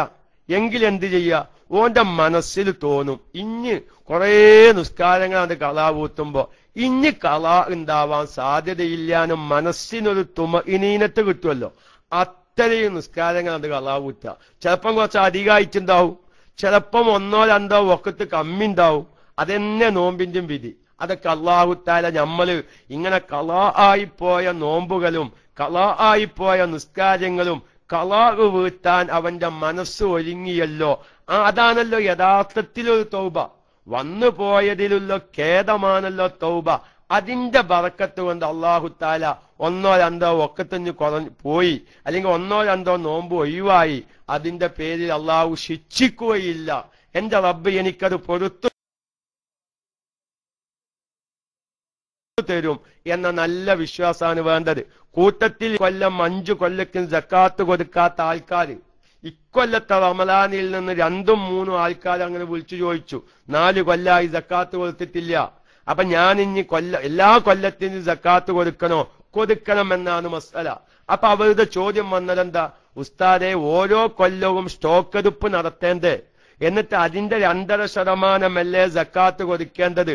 അതുകൊണ്ട് 4 കൊല്ലം മുന്നെന്റെ കഥയിൽ ഉണ്ടായിരുന്ന ചരക്ക് എത്രയെന്ന് എനിക്കറിയില്ല, ഞാൻ എന്താ കാത്താൻ ചോദ്യാണ്. കാരണം അദ്ദേഹത്തെ കുറ്റം പറഞ്ഞ കാര്യമില്ല. കഴിഞ്ഞ 4 വർഷമായി കച്ചവടം തുടങ്ങിയിട്ട് 1-ാമത്തെ വർഷം ഞാൻ സക്കാത്ത് കൊടുത്തിട്ടില്ല, കഥന്റെ പേരില്. 2-ാമത്തെ വർഷവും കൊടുത്തില്ല, 3-ാമത്തെ വർഷവും കൊടുത്തില്ല, 4-ാമത്തെ വർഷമാണ് KMICയിൽ എത്തുന്നത്. ഉസ്താദന്മാരുടെ ക്ലാസ് കേട്ട് കഥന്തെങ്കിലും സക്കാത്ത് കൊടുക്കണമെന്ന് ഞാൻ ഇടക്കിടക്ക് ഇങ്ങനെ പറയാണ്. കാരണം പലവരുടെ മനസ്സിലേക്ക് അതാണ് കേറുന്നില്ല മസല, അതാണ് സത്യം. അതുകൊണ്ട് കേരുന്നില്ല. കടമുണ്ടെങ്കിൽ സക്കാത്ത് കൊടുക്കണമെന്ന മസ്അല പലവരുടെയും ഹൃദയങ്ങളിലേക്ക് കടന്ന് ചെല്ലുന്നില്ല. കാരണം എന്താ, നമ്മൾ ആലോചിച്ചാൽ അറിയല്ലോ, 10 ലക്ഷം കടം വാങ്ങിയിട്ടാണ് കട തുടങ്ങിയത്. 9 ലക്ഷം ഇപ്പോഴും ചരക്ക് കടത്തില്ല. കാരേക്കണ്ണാണോ 10 ലക്ഷം വാങ്ങിയത്, ഓനക്ക് 1 ലക്ഷം തിരിച്ചു കൊടുത്തിട്ടുള്ളൂ. ബാക്കി 9 ലക്ഷം കടത്തിലാ കിടക്കുന്നത്. അല്ലെങ്കിൽ 10 ലക്ഷത്തിന് തുടങ്ങിയ കഥയാണ്, കൊല്ലം പൂർത്തിയായപ്പോ 3 ലക്ഷത്തിന്റെ മുതലേ ഉള്ളൂ. പിന്നെ എങ്ങനെ ഞങ്ങൾ സക്കാത്ത് കൊടുക്കേണ്ടത്? പറഞ്ഞിട്ട് കാര്യമില്ല.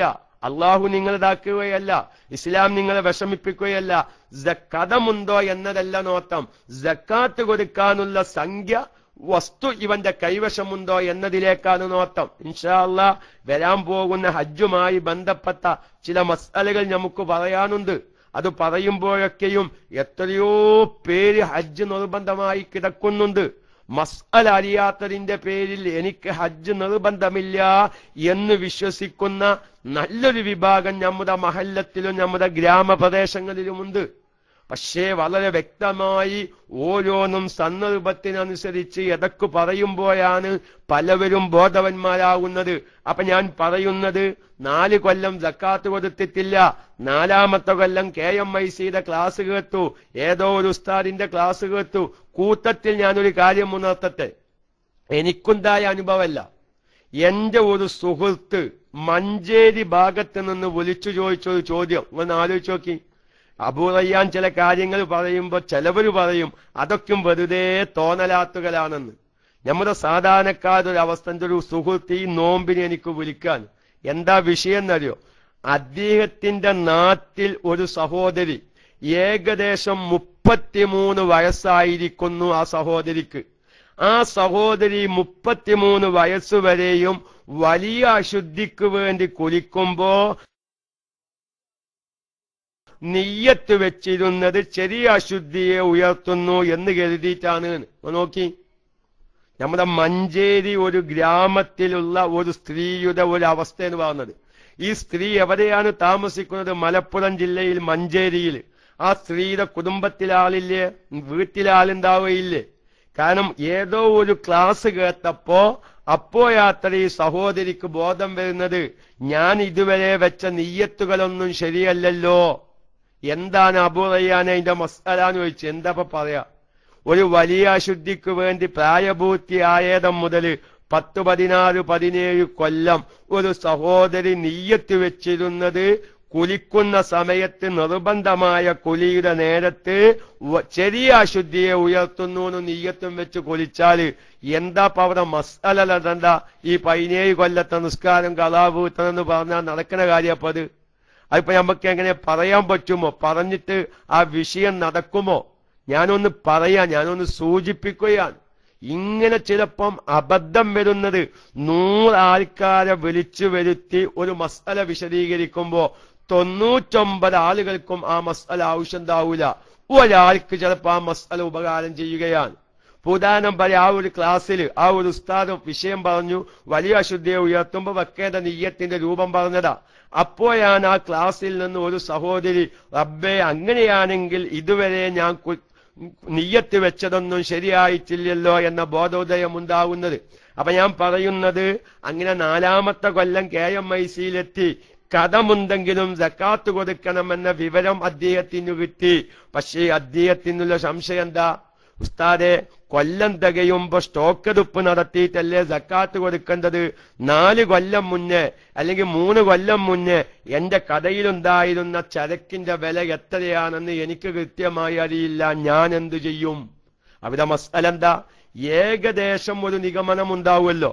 ഞാൻ കച്ചവടം തുടങ്ങിയത് ഇന്ന വർഷം, അതിൽ ഏകദേശം തുടങ്ങിയത് ഇത്ര രൂപ കൊണ്ട്, കൊല്ലം തികയുമ്പോ എനിക്ക് ആ വർഷത്തിൽ കിട്ടിയത് ഏകദേശം കറക്റ്റ് അല്ലെങ്കിലും ഒരു നിഗമനത്തിലെത്താൻ ആർക്കും പറ്റും. ആ നിഗമനം എന്താവാൻ പാടില്ല, ചുരുങ്ങാൻ പാടില്ല. ഓന്റെ മനസ്സ് പറയും, 4 കൊല്ലം മുന്നേ എന്റെ കടയിലെ സ്റ്റോക്ക് എടുപ്പ് നടത്തുകയാണെങ്കിൽ എന്റെ ചരക്ക് ആകെ ഇത്ര രൂപക്കാണ് ഉണ്ടാകുക എന്ന് അവനൊരു നിഗമനത്തിലെത്തി. ആ നിഗമനം അവന്റെ മനസ്സ് പറയുന്നു, അതിൽ കുറയാൻ സാധ്യതയില്ല, ഇനി കൂടാനേ സാധ്യതയുള്ളൂ. ഇങ്ങനൊരവസ്ഥ ഏതൊരു മനുഷ്യന്റെ മനസ്സും പറയുമല്ലോ.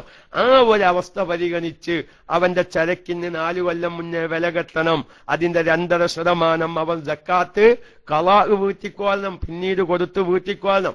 അപ്പൊ ചുരുക്കി പറഞ്ഞാൽ ഞാൻ പറഞ്ഞത്, നോമ്പിന്റെ എണ്ണം അറിയാത്തവരുണ്ടാവും, ഖളാ ആയിപ്പോയ നിസ്കാരത്തിന്റെ എണ്ണം അറിയാത്തവരുണ്ടാകും, അല്ലെങ്കിൽ കൊല്ലം സക്കാത്ത് കൊടുക്കാത്ത കൊല്ലത്തിൻ്റെതായ സ്റ്റോക്കെടുപ്പ് ചരക്കിൻ്റെതായ വില അറിയാത്തവരുണ്ടാവും. അതിന്റെ പേരിലൊന്നും അതിൽ നിന്ന് ഒഴിവാകുകയില്ല. ഈ ഒരു നിഗമനം വെച്ച് അവന്റെ ഖൽബിൽ ഒരു തുമഇനീനത്ത് കിട്ടുന്ന രൂപത്തിലായി ആ വിഷയങ്ങൾ കൈകാര്യം ചെയ്യുകയാണ് വേണ്ടത്. അപ്പൊ ഏതായിരുന്നാലും ഇവിടെയുള്ള ഇഷ്കാൽ എന്താണ്? കൊല്ലത്തില് ഒരുപാട് റമളാനിലെ നോമ്പ് ഒഴിവായി, ഏതൊക്കെ റമളാനിലെ നോമ്പാണെന്ന് അറിയില്ല. അപ്പൊ നിയ്യത്ത് വെക്കുന്നേടത്താണ് പല സാധാരണക്കാരുടെയും സംശയം വന്നിട്ടുള്ളത്. ബേജാറാവണ്ട, ഇന്ന കൊല്ലത്തെ റമളാൻ എന്ന് നിയ്യത്ത് പറയേണ്ട ആവശ്യമില്ല. എന്ത് വെച്ചാൽ മതി? റമളാനിൽ നിന്നുള്ള കൊല്ലത്തിലെ നോമ്പ് എന്ന്, അല്ല, റമളാനിൽ നിന്ന് ഖളാ ആയിപ്പോയ നോമ്പ് എന്ന് നിയ്യത്ത് വെച്ചാൽ മതി. പിന്നെ 6ാം നോമ്പുമായി ബന്ധപ്പെട്ടൊരു ഇഷ്കാലാണ് പലവരും ചോദിച്ചത്. സാധാരണക്കാരായതുകൊണ്ടൊക്കെ ഒന്ന് വ്യക്തമായി പറയാ എന്ന് മാത്രം. കാരണം അത് സ്ത്രീകളുടെ ഭാഗത്ത് നിന്നാണ് ആ ചോദ്യങ്ങൾ വല്ലാതെ വരുന്നത്. അതായത് റമളാനിൽ സ്വാഭാവികമായും അവരുടെ മെൻസസ് പ്രശ്നങ്ങൾ കാരണം 5ഉം 6ഉം നോമ്പൊക്കെ ഒഴിവായവരുണ്ടാവും, 13 നോമ്പ് ഒഴിവായവരുണ്ട്, 15 നോമ്പ് ഒഴിവായവരുണ്ട്. കൂട്ടത്തിൽ ആ ഒരു മസ്അലയിലേക്ക് ഇപ്പോൾ ഞാൻ കടക്കുന്നില്ല. ചിലപ്പം അത് എല്ലാവർക്കും ആവശ്യമുണ്ടായിക്കൊള്ളണമെന്നില്ല. ഏതെങ്കിലും ഒരു സമയത്ത് നമ്മുടെ സഹോദരിമാർക്ക് ആവശ്യമുണ്ടാവാം. ആവശ്യമുള്ള ചിലർ നമ്മുടെ ക്ലാസ് റൂമിൽ സഹോദരിമാരുടെ കൂട്ടത്തിലുണ്ട്. അഥവാ മുതഹയ്യിറത്തായ പെണ്ണ് എന്ന് പറഞ്ഞൊരു രോഗിയുണ്ട് ഇസ്തിഹാലത്ത് രോഗികളുടെ കൂട്ടത്തിൽ. ഇത് മുതഹയ്യിറത്ത്, പരിഭ്രമിച്ചവൾ എന്നാണ് ആ വാക്കിന്റെ അർത്ഥം. ഏത് വിഷയത്തിലാണ് പരിഭ്രമം? അവൾക്ക് സ്ഥിരമായി രക്തം പോയിക്കൊണ്ടിരിക്കുകയാണ്, സ്ഥിരമായി. ഇപ്പോൾ ജിദ്ദയിൽ നിന്നൊരു സഹോദരി വിളിച്ച് 5 മാസമായി രക്തം പോവാൻ തുടങ്ങിയിട്ട്. എന്നാൽ ഈ രക്തം ഏതാണ് ഹൈള്, ഏതാണ് ഇസ്തിഹാലത്ത് എന്ന് തിരിച്ചറിയാൻ ഒരു മാനദണ്ഡവും ഇല്ല. മുൻമാസം ഓർമ്മയില്ല, രക്തത്തിന്റെ നിറത്തിന് വ്യത്യാസമില്ല, വാസനക്ക് വ്യത്യാസമില്ല, ഒരേ രൂപത്തിൽ രക്തം പോയിക്കൊണ്ടിരിക്കുകയാണ്. ആ പെണ്ണിന്റെ വിധി മുതഹയ്യിറത്തായ മുസ്തഹാലത്ത് രോഗിയാണ്. ഓരോ നിസ്കാരത്തിനും ആ പെണ്ണ് കുളിക്കേണ്ടി വരും. എന്തേ കാരണം? ഓരോ സെക്കൻഡിൽ പുറപ്പെടുന്ന രക്തവും ഇസ്തിഹാലത്താവാനും സാധ്യതയുണ്ട്, ഹൈലാവാനും സാധ്യതയുണ്ട്. ആ സാധ്യത വെച്ച് ഓരോ വക്കത്തിലും ആ പെണ്ണ് നിസ്കരിക്കാൻ കുളിക്കൽ നിർബന്ധമായി വരുന്ന കോലങ്ങളുണ്ട്. ഞാൻ അതിന്റെ വിശദീകരണത്തിലേക്ക് കടക്കുകയല്ല. നോമ്പിന്റെ ശേഷം പല സ്ത്രീകളും അറിഞ്ഞിരിക്കേണ്ട ഒരു മസ്അല എന്ന നിലയ്ക്ക് ഞാൻ സൂചിപ്പിക്കുകയാണ്. അങ്ങനത്തെ മുതഹയ്യിറത്തായ രോഗികൾ, ഇസ്തിഹാലത്ത് രോഗികൾ 66 നോമ്പ് നോൽക്കേണ്ടി വരും. റമളാനിലെ ഒരു മാസത്തെ നോമ്പ് പൂർത്തിയായി എന്ന് വരണമെങ്കിൽ. അള്ളാഹു അത്തരം രോഗങ്ങളെ തൊട്ട് നമ്മുടെ സഹോദരിമാരെ കാത്തുരക്ഷിക്കുമാറാവട്ടെ.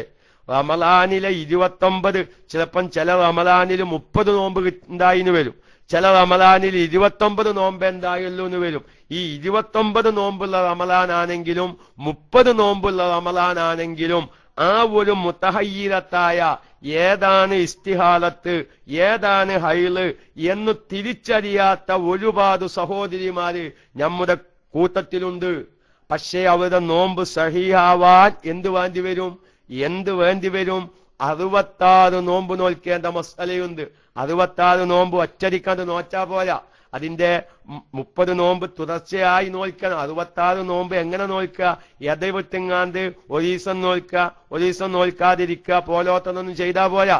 ആർക്കെങ്കിലും ഞാനൊന്ന് സൂചിപ്പിച്ചിട്ടതാണ്. അത്തരം എന്റെ ക്ലാസ് റൂമിൽ കേൾക്കുന്ന സഹോദരിമാരോ അതല്ലെങ്കിൽ പുരുഷന്മാരുമായി ബന്ധപ്പെട്ട ആർക്കെങ്കിലും അത്തരം മസ്അലകൾ ആവശ്യമുണ്ടെങ്കിൽ പലവരും മനസ്സിലാക്കാത്ത, ഒരുപാട് സാധാരണക്കാര് അങ്ങോട്ടൊന്നും ശ്രദ്ധിക്കാത്ത ഫിഖ്ഹിയായ മസ്അലകളിൽ പെട്ടതാണത്. അതുകൊണ്ട് ആവശ്യമുള്ളവർ അത് ചോദിച്ചു മനസ്സിലാക്കണം എന്ന് മാത്രമാണ് ഞാൻ ആ വിഷയത്തെക്കുറിച്ച് ഇപ്പോൾ ഉണർത്തുന്നത്. ഞാൻ പറയാൻ ഉദ്ദേശിച്ചത്, ഈ 6-ാം നോമ്പ് നോൽക്കുന്ന സമയത്ത്, 6-ാം നോമ്പിനാലപ്പം നമ്മൾ അതിന് പറയാം, ശവ്വാലിൽ നോൽക്കുന്ന 6 നോമ്പ്, പിന്നെ പല സ്ഥലത്തുണ്ട് പെരുന്നാൾ കഴിക്കണമെന്നൊരു ഇഷ്കാല്. വലിയ ഇഷ്കാല, അബ്ബേ എന്തോ ഒരു പുരുഷ ഇഷ്കാല. 6-ാം നോമ്പിന്റെ പെരുന്നാള്, 6-ാം നോമ്പിന് പെരുന്നാൾ, അങ്ങനത്തെ ഒരു പെരുന്നാൾ ഇസ്ലാമിലില്ല. പെരുന്നാളാകെ 4 അത് ഒന്ന് ചെറിയ പെരുന്നാള്, ബലി പെരുന്നാള്, അല്ല 5 ദിവസം നമ്മൾ ആഘോഷം. ബലി പെരുന്നാള് 4 ചെറിയ പെരുന്നാൾ 1, അങ്ങനെ 5 ദിവസമാണ്. അല്ലാതെ എന്താണ് 6-ാം നോമ്പിന്റെ പെരുന്നാള്? ഒരാളിപ്പോ എന്ത് ചെയ്യാണ്? റമദാൻ 29 അല്ലെങ്കിൽ 30 ദിവസം നോമ്പ് നോച്ചു, ഒരു ദിവസം പെരുന്നാള് കഴിച്ചു, പിന്നെ വീണ്ടും 6 നോമ്പ് നോച്ചു, 7-ാമത്തെ ദിവസം ഒരു ഭക്ഷണമൊക്കെ ഉണ്ടാക്കി കഴിക്കുക. നമ്മൾ 7-ാമത്തെ ദിവസം പിന്നെ എന്താണ് ഭക്ഷണം കഴിക്കുന്നത് കൊണ്ട് പെരുന്നാള് എന്ന് പറയാമെങ്കിൽ പറയാം, അതിന് വിരോധമൊന്നുമില്ല. അല്ലാതെ ഇസ്ലാമിലെ 6-ാം നോമ്പിനൊരു പെരുന്നാള്, അങ്ങനത്തെ ഒരു പെരുന്നാളില്ല എന്നേ ഞാൻ പറഞ്ഞതിന് അർത്ഥമുള്ളൂ. ഏതോ ഇരിക്കട്ടെ. അപ്പൊ റമദാനിൽ നിന്ന് ഖളാ ആയിപ്പോയ നോമ്പ് 6-ാം നോമ്പ് നോൽക്കുമ്പോ അതിനോടൊപ്പം കൂട്ടിച്ചേർക്കാൻ പറ്റുമോ? ഇതൊക്കെയും പല പ്രാവശ്യം പല നോമ്പിന്റെ മസ്അലകളും സുന്നത്ത് നോമ്പിന്റെ വിഷയങ്ങളൊക്കെയും വരുമ്പോ, മിഅ്റാജിന്റെ ദിനം വരുമ്പോ, ബറാഅത്ത് വരുമ്പോ, അറഫ നോമ്പ്, മുഹറം 9, 10 പോലത്തെ സുന്നത്ത് നോമ്പിന്റെ സന്ദർഭങ്ങളൊക്കെയും വരുമ്പോ നമ്മുടെ ക്ലാസ് റൂമിൽ പറയാറുണ്ട്. പക്ഷെ അപ്പോഴൊന്നും കേൾക്കാത്തവരായിരിക്കും, അല്ലെങ്കിൽ കേട്ടവർക്ക് തന്നെ സാധാരണക്കാരാകുമ്പോ ആ ഇഷ്കാല് വീണ്ടും വന്നതുകൊണ്ട് പലവരും ചോദിച്ചത് കൊണ്ടൊന്ന് ആവർത്തിക്കുകയാണ്. ഒരു കുഴപ്പമില്ല. എന്നാൽ അതുകൊണ്ട് എന്താ ഉപകാരം എന്നറിയോ? ഫറള് നോമ്പും ഖളാഉ വീതും, സുന്നത്ത് നോമ്പിന്റെ കൂലിയും കിട്ടും. പക്ഷെ അവിടെ നിയ്യത്ത് വെക്കുമ്പോ ശ്രദ്ധിക്കണം. എന്താ ശ്രദ്ധിക്കേണ്ടത്? ഈ സുന്നത്ത് നോമ്പിന്റെ കൂലി കിട്ടണമെങ്കിൽ സുന്നത്ത് നോമ്പ് കൂടി കരുതണം. അപ്പൊ ഒരാള് 4 ശവ്വാൽ 6 സുന്നത്ത് നോമ്പ് നോൽക്കാൻ വെക്കുക. അപ്പൊ ഇന്ന് രാത്രി ഒരാൾ നിയ്യത്ത് വെച്ചു. എന്ത് നിയ്യത്ത് വെച്ചു? റമളാനിൽ നിന്ന് ഖളാ ആയിപ്പോയ നോമ്പും ശവ്വാൽ 6 ദിവസത്തിൽ നോൽക്കേണ്ട സുന്നത്ത് നോമ്പും കൂടി അല്ലാഹു തആലാക്ക് വേണ്ടി നോറ്റു വീട്ടുവാൻ ഞാൻ കരുതി എന്ന് നിയ്യത്ത് വെച്ചിട്ട് 4 നോമ്പ് വെച്ചു നോക്കുക. അല്ലെങ്കിൽ 6 ദിവസം അങ്ങനെ നോമ്പ് നോറ്റാൽ എന്ത് ചെയ്യും? റമളാനിലെ 6 നോമ്പ് ഖളാ വീതുകയും ചെയ്യും. ഈ ശവ്വാലിൽ 6 നോമ്പ് നോറ്റ പ്രതിഫലം കിട്ടുകയും ചെയ്യും. ഇതാണ് അതിന്റെ മസ്അല. ഇനി നിയ്യത്ത് വെച്ചിട്ടില്ലെങ്കിലോ? അങ്ങനെയാവാം. ചിലവരിപ്പോ നിയ്യത്ത് വെച്ചില്ല. ഒരാൾ എന്ത് ചെയ്തു? വ്യാഴാഴ്ച സുന്നത്ത് നോമ്പ് നോൽക്കേണ്ട ദിവസമാണല്ലോ, ബുധനാഴ്ച രാത്രി നിയ്യത്ത് വെച്ചു, റമളാനിൽ നിന്ന് ഖളാ ആയിപ്പോയ നോമ്പ് അല്ലാഹു തആലാക്ക് വേണ്ടി നോറ്റ് വീട്ടലിനെ ഞാൻ കരുതി, നാളെ നോറ്റ് വീട്ടലിനെ കരുതി എന്ന് നിയ്യത്ത് വെച്ചു. അങ്ങനെ വ്യാഴാഴ്ച നോമ്പ് വെച്ചു. എന്നാൽ അവനിക്ക് എന്ത് കിട്ടും? വ്യാഴാഴ്ച ഫർള് നോമ്പ് ഖളാ വീതും. പക്ഷേ വ്യാഴാഴ്ച സുന്നത്ത് നോമ്പ് നോൽക്കുക എന്നൊരു സുന്നത്തുണ്ടല്ലോ, അതിന്റെ എന്ത് കിട്ടൂല? കൂലി കിട്ടൂല. പക്ഷെ എന്ത് കിട്ടും? ആഖിറത്തില് തലബ് സാക്കിത്താകുക. തലബ് സാക്കിത്താവുക എന്ന് പറയുമ്പോൾ സാധാരണക്കാർക്ക് തിരിഞ്ഞോളണമെന്നില്ല. എന്തുകൊണ്ട് നീ ആ സുന്നത്ത് ചെയ്തില്ല എന്നൊരു ചോദ്യം അള്ളാന്റെ ഭാഗത്തുനിന്ന് വരും. ഒരു സുന്നത്തായ അമല് ചെയ്തിട്ടില്ലെങ്കിൽ അതിന് ശിക്ഷയില്ലെങ്കിലും എന്തുകൊണ്ട് ആ അമല് ചെയ്തില്ല എന്ന ഒരു ചോദ്യം വരും. ആ ചോദ്യത്തിൽ നിന്ന് രക്ഷപ്പെടും. എപ്പോ? നിയ്യത്ത് വെച്ചിട്ടില്ലെങ്കിൽ ആ വ്യാഴാഴ്ച സുന്നത്ത് നോമ്പ് നോറ്റ കൂലി അവന് കിട്ടൂല. പക്ഷേ വ്യാഴാഴ്ച എന്തുകൊണ്ട് നോമ്പ് നോറ്റിയില്ല എന്ന ചോദ്യത്തിൽ നിന്ന് അവൻ രക്ഷപ്പെടും.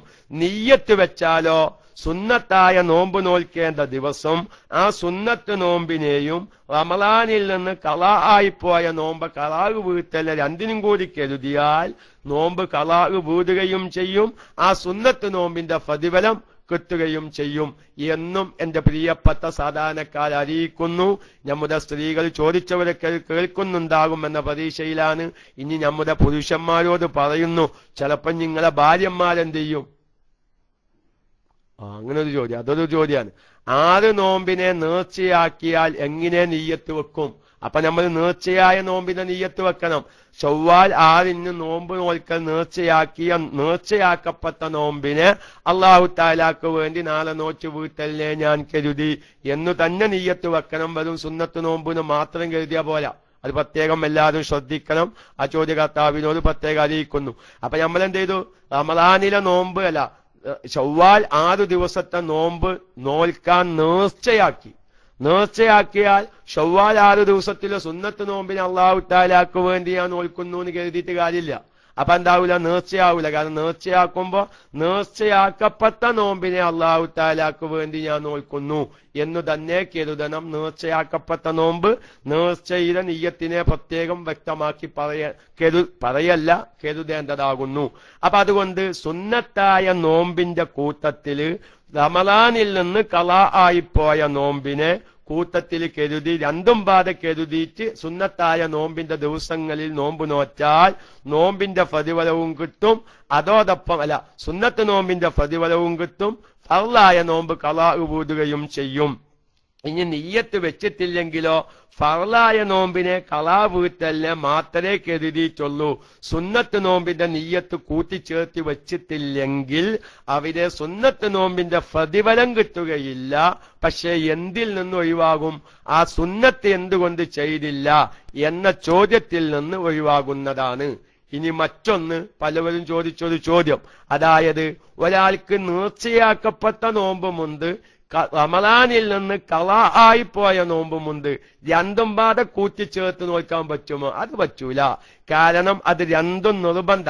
ഫറളായ നോമ്പ് ഖളാ ആയിട്ടുണ്ടെങ്കിൽ ഖളാ വീട്ടൽ നിർബന്ധ. നേർച്ചയാക്കപ്പെട്ട നോമ്പ് അതും നിർബന്ധ. നിർബന്ധമായ 2 നോമ്പ് നിർബന്ധമായ 2 നോമ്പ് ഒരു ദിവസം കൂട്ടിച്ചേർക്കാൻ പറ്റൂല.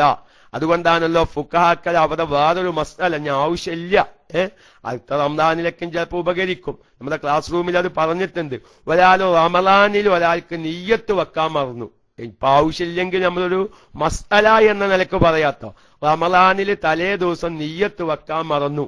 പിറ്റേ ദിവസം നേരം വെളുത്തതിന് ശേഷമാണ് ഇന്നലെ രാത്രി ഞാൻ നിയ്യത്ത് വെച്ചിട്ടില്ല എന്ന് ഓർമ്മ വന്നത് എങ്കിൽ ഒരു മസ്അലയുണ്ടല്ലോ. എന്താ മസ്അല? അതായത് സുന്നത്ത് നോമ്പാണെങ്കിൽ നേരം വെളുത്തതിനു ശേഷം സുബഹിന്റെ ശേഷം സവാലിനു മുന്നോടിയായി നോമ്പ് മുറിയുന്ന കാര്യങ്ങൾ ഉണ്ടായിട്ടില്ലെങ്കിൽ നിയ്യത്ത് വെച്ചാൽ മതി എന്നൊരു മസ്അല ഉണ്ടല്ലോ. തലേ ദിവസം റമളാനിൽ നിയ്യത്ത് വെക്കാൻ മറന്നു, എന്നാ പിറ്റേ ദിവസം ആ റമളാനിലെ നോമ്പ്, ആ പകലിലെ നോമ്പ് സുന്നത്താണെന്ന് കരുതിയിട്ട് സുബഹിന്റെ ശേഷം നോക്കുക. അത് പറ്റുമോ? ഇപ്പൊ ആവശ്യമില്ലെങ്കിലും അടുത്ത റമളാനിക്ക് ചിലപ്പോ ആവശ്യമുള്ള ഒരു മസ്അല, പറ്റില്ല എന്നാണ് മസ്അല. പിന്നെന്ത് ചെയ്യണം? അവിടെ പ്രബലമായ അഭിപ്രായം റമളാനിലെ പകല് ഫറലായ നോമ്പ് അല്ലാത്ത ഒരു നോമ്പിനും സ്വീകരിക്കുന്നതല്ല. റമളാനിലെ നോമ്പിനെ മാത്രമേ റമളാൻ മാസത്തിൽ പകല് സ്വീകരിക്കുള്ളൂ. അപ്പൊ തലേ ദിവസം നിയ്യത്ത് മറന്ന വ്യക്തി പിറ്റേ ദിവസം സുബഹിന്റെ ശേഷം സുന്നത്ത് നോമ്പിന്റെ നിയ്യത്തും വെച്ച് നോമ്പാക്കി മാറ്റിയാൽ ആ നോമ്പ് സുന്നത്ത് നോമ്പ് സഹീഹല്ല. പിന്നെ അവൻ എന്ത് ചെയ്യണം? നോമ്പുകാരനെ പോലെ ഇംസാക്ക് അഥവാ നോമ്പുകാരനെ പോലെ നോമ്പ് മുറിയുന്ന എല്ലാ കാര്യങ്ങളും ഒഴിവേശിച്ച് സൂര്യൻ അസ്തമിക്കുന്നത് വരെ അവൻ ജീവിക്കുകയും റമളാൻ മാസം കഴിഞ്ഞാൽ ആ നോമ്പ് പിന്നെ ഖളാ വീട്ടുകയും വേണം എന്നാണ് അതിന്റെ മസ്അല. പിന്നെ മറ്റൊരു ചോദ്യം, ഈ മയ്യത്ത് മരിച്ച വ്യക്തിക്ക് നേർച്ചയാക്കപ്പെട്ട നോമ്പുണ്ടെങ്കിൽ അത് ജീവിച്ചിരിക്കുന്നവർക്ക് ഖളാ വീട്ടാൻ പറ്റുമോന്നാണ്. അത് നമ്മൾ പറഞ്ഞിട്ടുണ്ട്. നമ്മുടെ നോമ്പിന്റെ മുമ്പത്തെ ക്ലാസ് റെക്കോർഡ് ആരേക്കൊക്കെ ഉണ്ടെങ്കിൽ ഇതൊക്കെ വളരെ വിശാലമായി പറഞ്ഞതാ. പക്ഷെ ഈ നോമ്പിന്റെ ഇന്നലെ മിഞ്ഞാനും നോമ്പിന്റെ ലാസ്റ്റൊക്കെ ആയി പലവരും വിളിച്ച് ചോദിച്ചപ്പോ എല്ലാവർക്കും ഒരു ഉപകരിക്കട്ടെ എന്ന നിലക്ക് വീണ്ടും പറയുകയാണ്. നേർച്ചയാക്കപ്പെട്ട ഒരാള് നോമ്പ് നോൽക്കാൻ നേർച്ചയാക്കി. ഉദാഹരണം പറയാം, ഒരു എല്ലാ വ്യാഴാഴ്ചയും തിങ്കളാഴ്ച ഒരു 4 നോമ്പ് നോൽക്കാൻ ഒരു മാസത്തിൽ നേർച്ചയാക്കിയെങ്കിലും ആ വ്യക്തി അത് വീട്ടാൻ നോമ്പ് ആ നേർച്ചയാക്കപ്പെട്ട നോമ്പ് കളാകുന്ന പ്രശ്നമില്ല. അത് നോറ്റ് വീട്ടാൻ സൗകര്യം കിട്ടിയിട്ട് എന്തായി ആ നോമ്പ് നോറ്റ് വീട്ടാതെ മരിച്ചുപോയാൽ അതിന്റെ വിധി എന്താ? അതിന്റെ വിധി ഫറലായ നോമ്പ് ഖളാ ഉള്ളവൻ മരിച്ചാൽ അതിന്റെ വിധി അതേ വിധിയാണ്. ഒന്നിരിക്കൽ ഈ മയ്യത്തിന് സ്വത്തുണ്ടെങ്കിൽ എത്ര നേർച്ചയാക്കപ്പെട്ട നോമ്പാണെങ്കിൽ ഒരു നോമ്പിന് ഒരു മുദ്, അതല്ലെങ്കിൽ അവന്റെ കുടുംബമിത്രാദികൾ എന്ത് ചെയ്യുക? ആ നോമ്പ് നോറ്റു വീട്ടുക. 2 നിർബന്ധം. ഈ നോമ്പ് നേർച്ചയാക്കപ്പെട്ട നോമ്പുള്ള വ്യക്തി ആ നേർച്ചക്കടം വീട്ടുന്നതിനു മുമ്പ് മരിച്ചാൽ ആ മരിച്ച വ്യക്തിക്ക് സ്വത്തുണ്ടെങ്കിൽ ഒന്നിരിക്കൽ അവന്റെ കുടുംബമിത്രാദികൾ ആ നോമ്പ് കളാ വീട്ടുക, അല്ല നോമ്പ് നോറ്റു വീട്ടുക. അതല്ലെങ്കിൽ എത്ര നോമ്പാണോ നേർച്ചയുള്ളതെങ്കിൽ അത്ര മുദ്, ഒരു നോമ്പിന് ഒരു മുദ് എന്ന നിലക്ക് ആ മരിച്ച വ്യക്തിയുടെ സ്വത്തിൽ നിന്ന് ഫക്കീറന്മാര് മിസ്കീന്മാര് പോലോത്തവർക്ക് നൽകേണ്ടതാകുന്നു എന്നാണ് അതിന്റെ വിധി എന്നും അത്തരം ശ്രോതാക്കൾ അറിയിക്കുകയാണ്. ഇത്തരം ചോദ്യങ്ങളാണ് നോമ്പുമായി ബന്ധപ്പെട്ട ചില ചോദ്യങ്ങൾ വന്നത്. ഇൻഷാ അല്ലാഹ് ഇനിയും ഇത്തരം നോമ്പുമായി ബന്ധപ്പെട്ട് ശേഷം അറിയേണ്ട സംശയങ്ങളോ കാര്യങ്ങളോ ഉണ്ടെങ്കിൽ ചോദിക്കാം. അതുപോലെ തന്നെ PM ചെയ്യാം, നമുക്ക് യാതൊരു വിരോധവുമില്ല. അതുകൊണ്ട് നോമ്പുമായി ബന്ധപ്പെട്ട സംശയങ്ങൾ പലവർക്കും ഇനിയും ഉണ്ടായേക്കാം. ഉണ്ടെങ്കിൽ അതെല്ലാം തീർത്ത്, പ്രത്യേകിച്ച് ഞാൻ ഈ മസ്അലയാണ് പറയുന്നത്, പലവരും ചില്ലറ രോഗങ്ങൾ കാരണം നോമ്പ് ഒഴിവാക്കിയിട്ട് മുദ്ദ് കൊടുത്ത പലവരും നമ്മുടെ ഗ്രാമപ്രദേശങ്ങളിലുണ്ട്. അത് അറിഞ്ഞ നിങ്ങളെ നാട്ടിലുണ്ടോന്ന് എനിക്കറിയില്ല, എന്റെ അറിവിൽ പല സ്ഥലത്തിലുണ്ട്. ചിലപ്പം അതേ രൂപത്തിൽ നിങ്ങളുടെ പലവരുടെയും നാട്ടിലുണ്ടാവാം. അപ്പൊ അതുകൊണ്ട് അത്തരം മസ്അലകളൊക്കെയും അവരെ വിളിച്ച് പറഞ്ഞു മനസ്സിലാക്കി കൊടുത്ത്, നിങ്ങൾക്ക് ഇവിടെ മുദ്ദ് കൊടുക്കേണ്ട സമയമായിട്ടില്ല, അങ്ങനത്തെ രോഗി നിങ്ങൾ ആയിട്ടില്ല, അതുകൊണ്ട് രോഗം കാരണം നിങ്ങൾ നോമ്പ് ഒഴിവാക്കിയിട്ടുണ്ടെങ്കിലും നിങ്ങൾക്കതിനും കളാഹ് വീട്ടാനുള്ള ആരോഗ്യം സംഗതിക്ക് നിങ്ങൾക്ക് ഉണ്ടല്ലോ, അതുകൊണ്ട് നിങ്ങൾ അത് കളാഹ് വീട്ടണം എന്നൊക്കെയും പറഞ്ഞു മനസ്സിലാക്കി കൊടുത്താൽ, നമ്മൾ ഇത്രയും സമയം ഈ ക്ലാസ് റൂമിൽ ഇരുന്ന് ഇങ്ങനത്തെ മസ്അലകൾ കേട്ട കാരണം അത് മറ്റുള്ളവർക്ക് നമ്മൾ പറഞ്ഞു മനസ്സിലാക്കി കൊടുക്കുമ്പോ അതിന്റെ ഒരു ഉപകാരം അൽഹംദുലില്ലാ നമ്മുടെ ജീവിതത്തിലും കിട്ടും. അല്ലാഹു തആല തൗഫീഖിനെ പ്രദാനം ചെയ്യുമാറാവട്ടെ എന്ന് പറഞ്ഞ് വരാൻ പോകുന്ന ഹജ്ജ്, ആ ഹജ്ജുമായി ബന്ധപ്പെട്ട 1-2 ചോദ്യങ്ങൾ, കാരണം ആരെങ്കിലൊക്കെ പോവാൻ ഉദ്ദേശിക്കുന്നവരുണ്ടെങ്കിൽ ചിലപ്പോൾ നമ്മൾ സൗകര്യം ചെയ്തു കൊടുക്കുന്നത് നല്ലതാലോ. മസ്അല അറിയാത്തതിന്റെ പേരിൽ മരിച്ചവരുടെ മുദ് ഒന്നിച്ചു കൊടുക്കണോ? ഒന്നിച്ചു കൊടുക്കണം. എത്ര കൊടുക്കാം? ഒന്നിച്ചു കൊടുക്കണോ എന്ന് ചോദിച്ചാൽ ആ ചോദ്യത്തിന് അത്ര പ്രസക്തി ഇല്ല. അതെന്താ? ഒന്നിച്ചു കൊടുക്കണോന്ന് ചോദിച്ചാൽ എന്താണ്? ഈ മരിച്ച വ്യക്തിയുടെ സ്വത്തിൽ നിന്ന് പൈസ എടുത്ത് താനല്ലോ ഈ മുദ് വാങ്ങിക്കൊടുക്കുക. അപ്പൊ അതാ വാങ്ങുന്നത് ഒന്നിച്ചു കൊടുക്കുക. അല്ല, കഴിവില്ലാത്തതിന്റെ പേരിൽ കുറച്ചാദ്യം കൊടുക്കുക പിന്നെ കുറച്ച് കൊടുക്കുക, അങ്ങനെ ഒരു സിസ്റ്റം അതിൽ വരാൻ സാധ്യതയില്ല. അതുകൊണ്ട് ഒന്നിച്ചു കൊടുക്കണോ എന്ന ചോദ്യം അത് അപ്രസക്തമാണ്. അഥവാ മരിച്ച വ്യക്തിയുടെ സ്വത്തിൽ നിന്നാണ് മുദ് കൊടുക്കുന്നത്. ആ മുദ് എത്രയുള്ളത്? ആകെന്താണ് ആ മരിച്ചു നോക്കുമ്പോ ബാക്കി നിർബന്ധമായത് ഏതിനേനോ മുന്തിക്കേണ്ടതിനെ മുന്തിച്ച് മുദ് കൊടുക്കേണ്ട സമയമായപ്പോ പൈസയിലേക്ക് എത്തിയപ്പോ 10 ചാക്ക് മുദ് കൊടുക്കാണ്ട്, ഉദാഹരണം പറയാ, അല്ലെങ്കിൽ 500 മുദ് കൊടുക്കാണ്ട് 250 മുദ് കൊടുക്കാതെ കാശേ ഉള്ളൂ, ആ 250 കൊടുക്കുക. അല്ല, ആ ചോദ്യകർത്താവിന്റെ ചോദ്യത്തിന്റെ ഉദ്ദേശം കഴിവുണ്ടാവുമ്പോ കുറച്ചു കൊടുത്തു, പിന്നെ കാശുണ്ടായപ്പോ കുറച്ചു കൊടുത്തു, അങ്ങനൊരു അവസ്ഥ ഈ മുദ്ദിന് വരാൻ സാധ്യതയില്ല. ഉത്തരം മനസ്സിലായിട്ടില്ലെങ്കിൽ വീണ്ടും ചോദിക്കാം, മൈക്കുണ്ടെങ്കിൽ മൈക്കെടുത്ത് ചോദിക്കാം. ഏതായാലും ഇതുകൂടി പറയട്ടെ, ഒരുപാട് ആൾക്കാർക്കുള്ള ഒരു സംശയ. ഏതായാലും വരാൻ പോകുന്ന ഹജ്ജുമായി ബന്ധപ്പെട്ടൊരു മസ്അല എന്ന നിലയ്ക്ക് ഞാനത് ഒന്ന് ഉണർത്തി ഇൻഷാ അല്ലാഹ് മൈക്ക വിടാൻ 11 മണി ആയിട്ടുണ്ട്. നമ്മുടെ KMICയുടെ ഷെഡ്യൂൾ പ്രകാരമുള്ള ക്ലാസിന്റെ ഉസ്താദന്മാര് ക്ലാസ് റൂമിൽ ഉണ്ടെങ്കിൽ റൈസാൻഡ് ചെയ്ത് മുകളിലേക്ക് വരണം. ഇല്ലെങ്കിൽ ഇൻഷാ അല്ലാഹ് നമുക്ക് റെക്കോർഡ് എന്തെങ്കിലും വെക്കാം. റമദാൻ മാസം കഴിഞ്ഞിക്കണമെങ്കിൽ നോമ്പ് വേറെ ഉണ്ടല്ലോ, വല്ലാതെ തുടരുന്നത് ബുദ്ധിമുട്ടുണ്ട്. അതായത് പലവരുടെയും ചോദ്യം എന്താണല്ലോ, കടമുണ്ടെങ്കിൽ ഹജ്ജ് സഹിയാകുമോ എന്നൊരു ചോദ്യം ഒരുപാട് ആൾക്കാർ ചോദിക്കണ്ട. കടമുണ്ടെങ്കിൽ ഹജ്ജിന് പോവാൻ ചാൻസ് എത്തി. ഇപ്പൊ പ്രത്യേകിച്ച് ഗൾഫ് മേഖലയിലൊക്കെയും അതുപോലെ തന്നെ സൗദിയിലെ വിവിധങ്ങളായ ഭാഗങ്ങളിലുള്ളവർക്ക് പൈസ ഇഷ്ടം പോലെ കട ഉണ്ടാവും, ഹജ്ജിന് പോവാനുള്ള ചാൻസും കിട്ടും. അപ്പൊ കടമുണ്ടെങ്കിൽ ഹജ്ജ് സഹിയാകുമോ എന്നാണ് ചോദ്യം. ഏതായാലും ഒരു ഹജ്ജിന്റെ മാസത്തിലേക്ക് നമ്മൾ പ്രവേശിച്ചല്ലോ. കാരണം ഷവ്വാല്, പിന്നെ ദുൽഖഅദ്, പിന്നെ അതുപോലെ തന്നെ ദുൽഹജ്ജ് 10 ദിവസം, ഈ ഏകദേശം 2 ചില്ലാ മാസമാണല്ലോ ഹജ്ജിന് ഇഹ്റാം ചെയ്യേണ്ട മാസം. ആ നിലയ്ക്ക് നമ്മളെ ഹജ്ജിന്റെ മാസത്തിലേക്ക് പ്രവേശിച്ചത് കൊണ്ട് ബറക്കത്തിന് വേണ്ടി ഒരു ഹജ്ജിന്റെ മസ്അല നമുക്ക് പറയാം. അഥവാ കടമുണ്ടെങ്കിൽ ഹജ്ജ് സഹിയാകുമോ? ആ ചോദ്യം തന്നെ അപ്രസക്തമാണ്. എന്താ കാരണം? ഹജ്ജു സഹീഹാവാൻ എന്തു നിബന്ധനയില്ല? കഥമുണ്ടാവാതിരിക്കണം എന്ന നിബന്ധനയില്ല. അത് എല്ലാവരും മനസ്സിലാക്കേണ്ട, സാധാരണക്കാരൊക്കെയും മനസ്സിലാക്കേണ്ട ഒരു മസലയാണ്. കഥമുണ്ടെങ്കിൽ ഹജ്ജ് സഹീഹാവൂല, അങ്ങനെ ഒരു മസലയില്ല. പിന്നെ എങ്ങനെയാണ് മസലയുള്ളത്? കഥമുണ്ടെങ്കിൽ ഹജ്ജ് നിർബന്ധമില്ല എന്നാണ് മസല. എന്തല്ല, ഹജ്ജ് സഹീഹാകൂല എന്നല്ല മസല. ഒരുപാട് സാധാരണക്കാർ മനസ്സിലാക്കിയത് ഓനെങ്ങനെ, ഓനക്ക് ഹജ്ജ് ഉണ്ട്, ഓനക്ക് കഥ ഉണ്ട്, പിന്നെ ഓനെങ്ങനെ ഹജ്ജ് ചെയ്യാന്നൊക്കെ അറിയും. അപ്പൊ ഗൾഫിൽ നിന്ന് ആരെങ്കിലൊക്കെ ഹജ്ജിന് പോയിന്ന് കേട്ട നാട്ടിൽ ചിലവർ ഓനക്ക് ഇഷ്ടം പോലെ കഥ ഉണ്ട്, പിന്നെ എങ്ങനെ ഓൻ ഹജ്ജിന് പോവുക, എങ്ങനെ ഓന്റെ ഹജ്ജ് സഹീഹാവാൻ? ഹജ്ജ് സഹീഹാവാൻ കഥം ഇല്ലാതിരിക്കുക എന്ന നിബന്ധനയില്ല. പിന്നെ ഹജ്ജ് നിർബന്ധമാവാനാണ് കഥമില്ലാതിരിക്കുക എന്ന നിബന്ധന. അതെല്ലാവരും വേർതിരിച്ചു മനസ്സിലാക്കണം. അപ്പൊ ഒരാൾക്ക് കഥ ഉണ്ട്, ഈ നാളെ കൊടുക്കേണ്ട കഥ, ഉദാഹരണം പറയാ, ഹജ്ജിന്റെ സമയത്തിന് ദുൽഹജ്ജ് 10 അന്ന് കൊടുക്കേണ്ട സംഖ്യന്, ഹജ്ജിന്റെ ദുൽഹജ്ജ് 10 അന്ന് അറഫാ ദിവസം കഴിഞ്ഞ് നേരെ പിറ്റേ ദിവസം കൊടുക്കേണ്ട കഥാണ്. ആ കഥം കൊടുക്കാതെ കഥം വീട്ടാതെ ഓൻ നേരെ ഹജ്ജിന് പോയി ഹജ്ജ് ചെയ്തു, ഹജ്ജ് സഹിയാണ്. പക്ഷെ ഓൻ ഈ ചെയ്തത് ഇതാണ്, നിർബന്ധമില്ലാത്തൊരു കാര്യമായിരുന്നു. അപ്പൊ ഹജ്ജ് നിർബന്ധമാവാൻ എന്തു വേണം? കഥമില്ലാതിരിക്കണം. അത് അവധി നിശ്ചയിക്കപ്പെട്ട കഥമാണെങ്കിലും ശരി, ഒരാൾക്ക് അടുത്ത കൊല്ലം കൊടുത്താൽ മതി. ഇപ്പൊ ഈ വരാൻ പോകുന്ന ദുൽഹിജ്ജ മാസത്തിലല്ല, അടുത്ത 6 or 7 മാസം കഴിഞ്ഞിട്ട് കൊടുത്താൽ മതിയുള്ള ഒരു സംഖ്യ കടം വാങ്ങിയിട്ടുണ്ട്. പക്ഷെ എന്നാലും ആ കടം വീട്ടിയിട്ട് ഓനക്ക് ഹജ്ജ് നിർബന്ധമാവുള്ളൂ.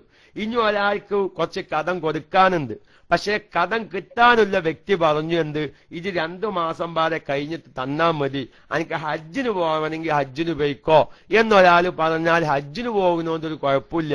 ഇനി കടക്കാരന്റെ സമ്മതം ഇല്ലാതെ ഒരാൾ ഹജ്ജിന് പോയി ഈ കടം കൊടുക്കാതെ, ഓന്റെ ഹജ്ജ് സഹിയാണ്.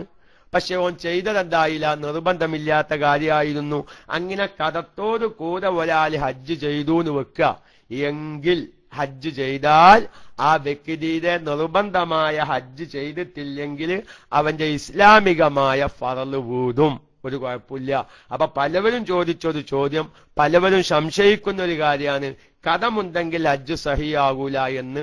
അത് ശരിയല്ല, ഹജ്ജ് സഹിയാകും. പക്ഷെ അപ്പൊ കഥമില്ലാതിരിക്കുക എന്നുള്ളത് ഹജ്ജ് സഹിയാവാനുള്ള നിബന്ധനയല്ല, ഹജ്ജ് നിർബന്ധമാവാനുള്ള നിബന്ധനയാണ് എന്നും അറിയിച്ച്, പിന്നെ മറ്റൊരു കാര്യം കൂടി ചോദിച്ചത്, ഒരാളും മരിച്ചു, അയാളുമായി യാതൊരു ബന്ധവും ഇയാൾക്കില്ല, കുടുംബ ബന്ധമൊന്നുമില്ല. പക്ഷെ ഈ മരിച്ച വ്യക്തിയും ഇയാളും വലിയ സ്നേഹത്തിലായിരുന്നു. ഇയാളാണെങ്കിൽ പല പ്രാവശ്യം ഹജ്ജ് ചെയ്ത ആളാണ്. ഇക്കൊല്ലം ഒരു ഹജ്ജ് ചെയ്യാനുള്ള അവസരം കിട്ടിയിട്ടുണ്ട് എങ്കിൽ ആ മരിച്ചുപോയ വ്യക്തിക്ക് വേണ്ടിയിട്ട് ഹജ്ജ് ചെയ്യാൻ പറ്റുമോ? അയാളെ സമ്മതമൊന്നുമില്ല.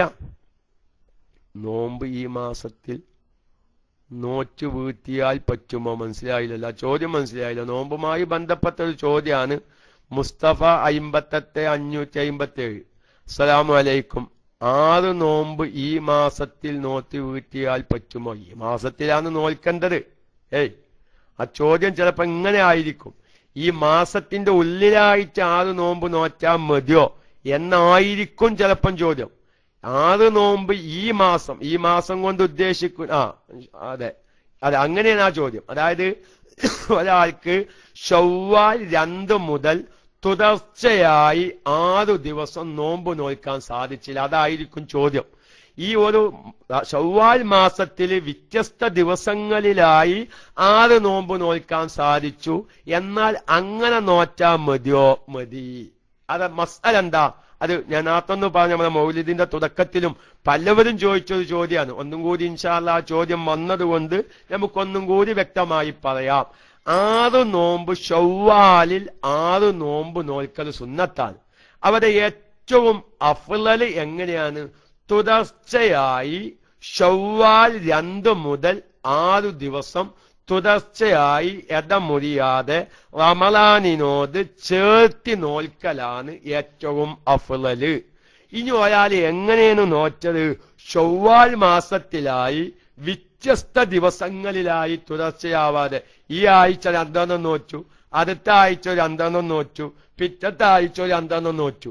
അങ്ങനെ ഒരു 6 നോമ്പ് നോറ്റാലും എന്തിന്റെ പ്രതിഫലം കിട്ടും? ഈ 6 നോമ്പ് നോറ്റ പ്രതിഫലം കിട്ടും.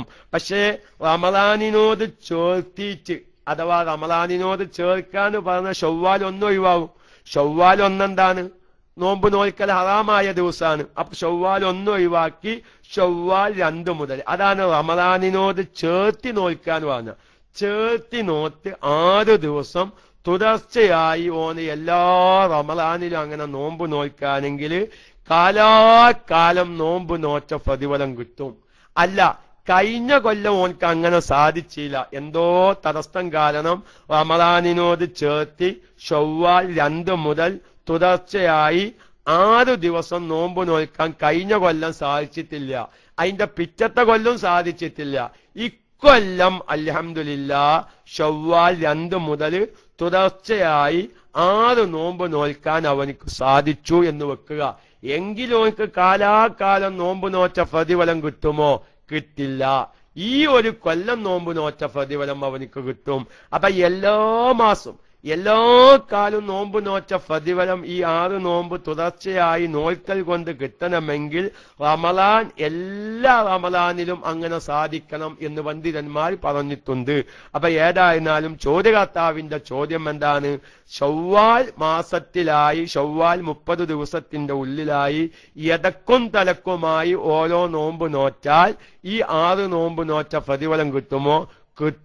പക്ഷെ അഫ്ളലായ ഏറ്റവും സുന്നത്തായ രൂപം ഇങ്ങനെയാണെന്ന് മാത്രമേ ഉള്ളൂ എന്ന് ആ ചോദ്യകർത്താവിനെ അറിയിക്കുന്നു. ഏതായാലും അത് നോമ്പുമായി ബന്ധപ്പെട്ടത് കൊണ്ട് ഞാൻ അതിലേക്ക് കയറി വന്നതാണ്. പലവരും ചോദിച്ചൊരു ചോദ്യമാണിത്. ഒരു അന്യരായ വ്യക്തി മരിച്ചു, അതെന്താ?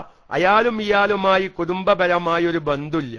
ഇയാൾ മരിക്കുന്ന സമയത്ത് ഏതോ ഞാൻ ഹജ്ജ് ചെയ്തിട്ടില്ല, അള്ളാഹ് അനക്ക് ഇഷ്ടം പോലെ കഴിവ് തന്നിക്കണല്ലോ, ഇന്റെ പേരിൽ ഒരു ഹജ്ജ് ചെയ്യുമെന്ന് വസിയ്യത്തും ചെയ്തിട്ടില്ല. എന്നാ മരിച്ചുപോയ ഈ വ്യക്തിയുടെ കുടുംബമിത്രാദികൾ ഇയാൾക്ക് ഹജ്ജ് ചെയ്യാൻ വേണ്ടി സമ്മതം കൊടുത്തിട്ടില്ല എങ്കിൽ ഈ വ്യക്തിക്ക് വേണ്ടി, അന്യരായ വ്യക്തിക്ക് വേണ്ടി ഇയാൾക്ക് ഹജ്ജ് ചെയ്യാൻ പറ്റുമോ? പറ്റുമെന്നാണ് മസ്അല. അവരൊന്ന് മനസ്സിലാക്കുന്നത് എല്ലാവരും നല്ലതാണ്. ഒരു അന്യരായ വ്യക്തി മരിച്ചു, ആ മരിച്ച വ്യക്തിക്ക് എന്തുണ്ട്? നോമ്പ് കളാ ഉണ്ട്. എങ്കിൽ ആ വ്യക്തിയുമായി കുടുംബപരമായി ബന്ധമില്ലാത്ത അകന്നതായ ഒരു അജ്നബിയായ വ്യക്തി ആ മരിച്ചുപോയ വ്യക്തിക്ക് വേണ്ടി നോമ്പ് നോൽക്കണമെങ്കിൽ ഒന്നിരിക്കൽ ആ വ്യക്തി മരിക്കുന്നതിനു മുമ്പ് എന്തു വേണം? ഇയാളോട് വസിയ്യത്ത് ചെയ്തിരിക്കണം. അതല്ലെങ്കിൽ എന്തു വേണം? ഈ മരിച്ച വ്യക്തിയുടെ കുടുംബമിത്രാദികൾ സമ്മതം കൊടുക്കണം. രണ്ടാലൊന്നുണ്ടെങ്കിലേ ഈ കുടുംബ ബന്ധത്തിൽ പെടാത്ത അന്യതായ വ്യക്തിക്ക്, മരിച്ചുപോയ വ്യക്തിക്ക് വേണ്ടി നോമ്പ് നോൽക്കാൻ പറ്റുകയുള്ളൂ. ഹജ്ജിന്റെ മസ്അല അങ്ങനെയല്ല. മരിച്ചുപോയ വ്യക്തി ഇയാൾക്ക് വസിയ്യത്ത് ചെയ്തിട്ടില്ല, സമ്മതം കൊടുത്തിട്ടില്ല, കുടുംബമിത്രാദികൾ സമ്മതം കൊടുത്തിട്ടില്ല. പക്ഷെ ഈ മരിച്ച വ്യക്തിയും ഇയാളും തമ്മിൽ വലിയ സ്നേഹത്തിലായിരുന്നു. ഇയാളാണെങ്കിൽ നിർബന്ധമായ ഹജ്ജും ഉംറയ്ക്കും ചെയ്ത ആളാണ് എങ്കിൽ ആ മരിച്ചുപോയ വ്യക്തിയുടെ പേരിൽ ഇഹ്റാം ചെയ്തിട്ടു തന്നെ ഹജ്ജ് ചെയ്യുന്നത് കൊണ്ട് യാതൊരു വിരോധവും ഇല്ല. ഹജ്ജിന് അവിടെ അങ്ങനെ ഒരു പ്രത്യേക വിധിയുണ്ട്. ഒരാളുടെ പേരിൽ നിർബന്ധമായ ഹജ്ജ് ചെയ്യാതെ മരിച്ച വ്യക്തിയാണെങ്കിൽ, അല്ലെങ്കിൽ നിർബന്ധമായ ഉംറ ചെയ്യാതെ മരിച്ച വ്യക്തിയാണെങ്കിൽ ആ വ്യക്തിയുടെ സമ്മതം ഇല്ലെങ്കിൽ തന്നെ ജീവിച്ചിരിക്കുന്നവർക്ക് ചെയ്യാം. അവിടെ ഒന്നുകൂടി എല്ലാവരും മനസ്സിലാക്കണം, മരിച്ചുപോയ വ്യക്തി നിർബന്ധമായ ഹജ്ജോ ഉംറയോ ചെയ്തിട്ടുണ്ടെങ്കിൽ അയാളുടെ പേരിൽ ഇഹ്റാം ചെയ്തും കൊണ്ട് ഇനി ഹജ്ജും ഉംറയും ചെയ്യാൻ പാടില്ല. പല സാധാരണക്കാരുടെയും ചോദിക്കുന്നൊരു ചോദ്യമാണ്. കാരണം ഉമ്മ അല്ലെങ്കിൽ ഉപ്പ ബന്ധപ്പെട്ടവര് നാട്ടിൽ മരിക്കും, ചിലപ്പം അവര് ഹജ്ജും ഉംറയ്ക്കും ചെയ്തിട്ടുണ്ടാകും, അവരുടെ കുടുംബമിത്രാദികൾ മക്കത്തോ ജിദ്ദയിലൊക്കെ ആയിരിക്കും. അപ്പൊ ഈ മരിച്ചവർക്ക് വേണ്ടി പോയി ഉംറ ചെയ്യാനൊക്കെ സൗകര്യം ഉണ്ടാകും. പല സാധാരണക്കാരും വിവരമില്ലാതെ അങ്ങനെ ചെയ്യാറുമുണ്ട്. ഉദാഹരണത്തിലൂടെ നമുക്ക് പറയാം. എന്ത്? ഒരാളുടെ ഉമ്മ മരിച്ചു, ആ ഉമ്മ എന്തായിട്ടുണ്ട്? നിർബന്ധമായ ഹജ്ജും ഉംറയ്ക്കും ചെയ്തിട്ടുണ്ട്. മകനാണുള്ളത് മക്കത്താണ്, മകനുള്ളത് മക്കത്താണ്, ഉമ്മ നാട്ടിൽ മരിച്ചു. അപ്പൊ ഉമ്മാക്ക് വേണ്ടി ഉംറ ചെയ്യാൻ പറ്റുമോ? പറ്റില്ല. എങ്ങനെ പറ്റില്ല? ഉമ്മാക്ക് വേണ്ടി അല്ലാഹു തആലാക്ക് വേണ്ടി ഉംറ ചെയ്യലിനെ ഞാൻ കരുതി എന്ന് ഇഹ്റാം ചെയ്ത് ഉംറ ചെയ്യാൻ പാടില്ല. കാരണം മരിച്ചുപോയ വ്യക്തികൾ നിർബന്ധമായ ഹജ്ജും ഉംറയും ചെയ്തിക്കണമെങ്കിൽ ഇനി ചെയ്യാൻ പറ്റൂല. പക്ഷെ അയാൾ വസിയ്യത്ത് ചെയ്തീന്ന്, ഏതോ ഞാൻ മരിച്ചാലും ഉമ്മാടെ കുട്ടി മക്കത്തല്ലേ, ഞാൻ മരിച്ചു എന്ന് കേൾക്കുമ്പോ അവനൊരു ഉംറ ചെയ്യണത്തോ, അവനൊരു ഉംറ ചെയ്യണത്തോന്ന് വസിയ്യത്ത് ചെയ്തീന്, എന്നാലും പറ്റും. അല്ലെങ്കിൽ എന്തേ പറ്റുള്ളൂ? ഉമ്മാന്നുള്ളൊരു ഉദാഹരണം. ഉമ്മ മരിച്ചു, ഉമ്മ നിർബന്ധമായ ഹജ്ജും ഉംറയും ചെയ്തിക്കണ്, എന്നാൽ എന്ത് ചെയ്യാ? നമ്മളൊരു ഉംറ ചെയ്യാ. അല്ലാഹു തആലാക്ക് വേണ്ടി ഉംറ ചെയ്യലിനെ ഞാൻ കരുതി എന്ന നിയ്യത്തും വെച്ച് ഇഹ്റാം ചെയ്ത് ഉംറ ചെയ്യുക. ആ ഉംറ ചെയ്തതിന്റെ ശേഷം എന്ത് ചെയ്യുക? ഞാൻ ഈ ചെയ്ത ഉംറയുടെ പ്രതിഫലത്തിൽ നിന്ന് എനിക്കുള്ളത് പോലോത്തതായ പ്രതിഫലം എന്റെ ഉമ്മയുടെ ഖബർ കൊല്ലേ, എന്റെ ഉമ്മയുടെ റൂഹ് കൊല്ലേ ഞാൻ ഹദിയ ചെയ്തിരിക്കുന്നു എന്ന് പറയാം. അപ്പൊ എന്ത് പറ്റൂല? മരിച്ചുപോയവർ ഉംറ ചെയ്തിരിക്കുന്നുവെങ്കിൽ അവരുടെ സമ്മതമൊന്നുമില്ലാതെ രണ്ടാമത് അവർക്ക് വേണ്ടി ഇഹ്റാം ചെയ്ത് ഉംറ ചെയ്യാൻ പാടില്ല. എന്ത് പറ്റും? നമ്മൾ ഉംറ ചെയ്തിട്ട് ആ ഉംറയുടെ പ്രതിഫലം മരിച്ചുപോയവരുടെ പേരിൽ ഹദിയ ചെയ്യാൻ പറ്റും എന്നാണ് അതിന്റെ മസ്അല. ഇൻഷാ അല്ലാഹ് ഹജ്ജുമായി ബന്ധപ്പെട്ട കുറച്ചു മസ്അല മുമ്പൊക്കെയും പല പ്രാവശ്യം നമ്മൾ പറഞ്ഞതാണെങ്കിലും നമുക്ക് ഒന്നുകൂടി ആർക്കെല്ലാം ഹജ്ജ് നിർബന്ധമാകും അതിനെ സംബന്ധിച്ച് ഒരു 1-2 ക്ലാസ് നമുക്ക് എടുക്കണം. ഒരുപാട് ആൾക്കാർ ചിലപ്പം കഴിഞ്ഞ കൊല്ലൊന്നും കേൾക്കാത്തവരൊക്കെ എന്തെങ്കിലും ഉപകാരം ചെയ്യും. നമ്മുടെ സഹോദരിമാർക്കൊക്കെ എത്രയോ ആഭരണങ്ങളുണ്ട്. പടച്ചവനെ, ഈ വിശുദ്ധമായ റമദാൻ മാസമായപ്പോ ആകല്ല ചോദ്യം എന്താണെന്നറിയോ? ഉസ്താദേ, ആഭരണത്തിന് സക്കാത്ത് കൊടുക്കണോ? ഒരു ബേജാറ്. നമ്മളെങ്ങാനും സക്കാത്ത് കൊടുക്കണമെന്ന് മസല പറയുകയാണെങ്കിൽ ഉറപ്പാ ഒരുപാട് പെണ്ണുങ്ങൾ സക്കാത്ത് കൊടുത്തീന്. പക്ഷെ നമ്മൾ സക്കാത്ത് കൊടുക്കേണ്ടവർക്കല്ലേ സക്കാത്ത് കൊടുക്കേണ്ടതുള്ളൂ എന്ന് പറയാൻ പറ്റുള്ളൂ. എങ്കിൽ എന്റെ പ്രിയപ്പെട്ട പല സഹോദരിമാരും ചിന്തിക്കാത്തൊരു മസലയാണ്, ആഭരണങ്ങളുണ്ടെങ്കിൽ ആഭരണം വിറ്റ് ഹജ്ജിന് പോവല് നിർബന്ധമുണ്ടോ? അതൊരൊറ്റ പെണ്ണും ചോദിക്കുന്നില്ല. പല പെണ്ണുങ്ങളും അല്ലെങ്കിൽ പെണ്ണുങ്ങൾക്ക് വേണ്ടി പുരുഷന്മാര് ചോദിക്കുന്നു, എന്റെ ഭാര്യക്ക് ഇത്ര പവൻ ആഭരണമുണ്ട്, സക്കാത്ത് കൊടുക്കണോ? ഇന്ന് വരെ എന്നോടൊരാൾ ചോദിച്ചിട്ടില്ല. എന്റെ കാര്യമാണ്. എത്രയോ ചോദ്യങ്ങൾ പലവരും സാധാരണ, ഉസ്താദ് എന്റെ ഭാര്യക്ക് ഇത്ര പവൻ ആഭരണമുണ്ട്, ആരുമില്ലെങ്കിൽ എനിക്ക് തന്നോലിൻ, അല്ല എന്റെ ഭാര്യക്ക് ഇത്ര പവൻ ആഭരണമുണ്ട്, അതുകൊണ്ട് എന്റെ ഭാര്യക്ക് ഹജ്ജ് നിർബന്ധമുണ്ടോ എന്നുള്ളൊരു ചോദ്യം എന്നോട് ചോദിച്ചതായിട്ട് എനിക്ക് ഓർമ്മയില്ല. എന്റെ ഭാര്യക്ക് ഇത്ര പവൻ ആഭരണമുണ്ട്, സക്കാത്ത് നിർബന്ധമുണ്ടോ എന്ന് പലവരും ചോദിക്കുന്നു. അതുകൊണ്ട് ആഭരണമുണ്ടെങ്കിൽ അത് വിറ്റ് ആ ഒരു സ്ത്രീക്ക് ഹജ്ജിന് പോവണോ? അതല്ലെങ്കിൽ ഒരു കിഴവിയായ സഹോദരിയാണ്, അങ്ങേയറ്റം കിഴവിയാണ്, ഇനിയൊരു ആഭരണം ഉപയോഗിച്ച്, നല്ല ശ്രദ്ധിക്കണം, ആഭരണം ഉപയോഗിച്ച് ഭംഗിയാവേണ്ട പ്രായം കഴിഞ്ഞ ഒരു പെണ്ണാണെന്ന് വെക്കുക എങ്കിൽ ഫിഖിന്റെ കിതാബ് പറയുന്നു ആഭരണം വിറ്റിട്ട് ഹജ്ജിന് പോകാൻ നിർബന്ധ. പക്ഷേ ഈ പെണ്ണിന് ഹജ്ജിന് പോവാൻ ആരോഗ്യം നഷ്ടപ്പെട്ടിക്കണ്, ആഭരണം ഇഷ്ടം പോലെന്ത്, 99 വയസ്സായിക്കണ് വല്യമ്മക്ക്, കൊന്ന പൂത്ത മാതിരി ചിറ്റിങ്ങനെ കടക്കുക കാതില്. എത്ര മക്കൾ വല്യമ്മക്ക് വേണ്ടി ഹജ്ജ് ചെയ്യിപ്പിക്കുന്നുണ്ട്. ഞാൻ അങ്ങനെ തന്നെ പറയുന്നു. ചില തള്ളാതെ കാതിക്കൊക്കെ നോക്കിയാൽ കാണാൻ കൊന്ന പൂത്ത മാതിരി ഇങ്ങനെ കിടക്കുന്നുണ്ടാവും, കൗത്തിലും കാതിലും ഒക്കെയും. എന്നിട്ടോ അവര് മരിക്കുന്ന, അവർക്കെന്നപ്പോൾ ഹജ്ജിന് പോവാൻ സാധിക്കോ? വിമാനം കയറി പോവാൻ സാധിക്കോ? അതിനോർക്ക് സാധിക്കില്ല. ഈ വല്യമ്മ വല്യമ്മ മരിച്ചിട്ട് മക്കൾ എന്താ കാത്തന്? നല്ല അടിയന്തര അടിയന്തരം. അള്ളാഹ് വല്യമ്മക്ക് ഇഷ്ടം പോലെ പന്തണ്ടായിന്. അതുകൊണ്ട് ഇനി വല്യമ്മാന്റെ അടിയന്തരം മോശാക്കണ്ട. നന്ന് പോത്ത് അല്ലെങ്കിൽ 10 ചാക്ക് അയ്യക്കം വെച്ച് ഭയങ്കര അടിയന്തരം കഴിക്കും. കാരണം വല്യമ്മ പഴയ തറവാട്ടുകാരത്തിയാണ്. ആ തറവാട്ടുകാരത്തിയുടെ മഹിമ അറിയിക്കുന്ന രൂപത്തിലുള്ള അടിയന്തരക്കും കഴിക്കാൻ വലിയ ഉഷാറാ. പക്ഷേ ഇന്റെ വല്യമ്മക്ക് ഒരു ഹജ്ജ് നിർബന്ധമായിട്ടുണ്ട്. ഈ കൊന്ന പൂത്ത മാതിരി ഈ കാതിൽ എന്താണ് ശിച്ചിത്ത കാരണം, കൗത്തിൽ കെട്ടിത്തൂക്കിത്ത കാരണം എന്റെ വല്യമ്മാക്കൊരു ഹജ്ജ് നിർബന്ധമായിട്ടുണ്ട് എന്ന് പല സാധാരണക്കാരും മനസ്സിലാക്കുന്നില്ല. ഇൻഷാ അല്ലാഹ് ആഭരണം കൊണ്ട് ഹജ്ജ് നിർബന്ധമായ സ്ത്രീകള് എത്ര പവനുണ്ടെങ്കിൽ ഉപയോഗിക്കാം, അത്ര പവൻ വിറ്റിട്ട് പിന്നെ ഹജ്ജിന് പോവണോ പോലത്തെ കാര്യങ്ങളൊക്കെയും ഇൻഷാ അല്ലാഹ്. ഉസ്താദെ എന്റെ ഭാര്യക്ക് 40 പവനുണ്ട്, എത്ര കൊടുക്കും? നിങ്ങളിപ്പോ തൽക്കാലം കൊടുക്കണ്ടെന്ന് വെച്ചാൽ 40 പവനല്ല, അതിനൊന്നും ഇപ്പൊ നിങ്ങൾ തൽക്കാലം അതിന് സക്കാത്ത് കൊടുക്കണ്ട. ഞാൻ ഒറ്റവാക്കിൽ മറുപടി പറയുന്നു. കാരണം ഏതൊരു സ്ത്രീക്കും ഒരു 40 പവനൊക്കെ ആഭരണം ഉപയോഗിക്കൽ അനുവദനീയമായ അവസ്ഥയിൽ തന്നെയാണ് ഏകദേശം നമ്മുടെ കേരളത്തിലുള്ള സ്ത്രീകളുടെയൊക്കെയും അവസ്ഥ. ഏതായിരുന്നാലും എന്റെ പ്രിയപ്പെട്ട, ഞാൻ സക്കാത്തുമായി ബന്ധപ്പെട്ടൊരു വിഷയമല്ല, പക്ഷെ സക്കാത്ത് കൊടുക്കണോന്ന് പലവരും ചോദിക്കുന്നു. പക്ഷെ ഇന്റെ ഭാര്യന്റെ ആഭരണം വിറ്റ് അവരെ ഹജ്ജിന് പറഞ്ഞേക്കണോ, അല്ലെങ്കിൽ ഇന്റെ ആഭരണം വിറ്റ് ഹജ്ജിന് പോവണോ പോലത്തെ സംശയങ്ങൾ പലവർക്കും വരുന്നില്ല. എന്തേ കാരണം? കാരണം എന്താണെന്ന് ചോദിച്ചാൽ, ഞാൻ അയാൾക്ക് 40 പവൻ ഉണ്ടെങ്കിൽ സക്കാത്ത് കൊടുക്കണ്ടെന്ന് ഒറ്റവാക്കില് ആ ചോദ്യം അയച്ച ആൾക്കാരിയാ.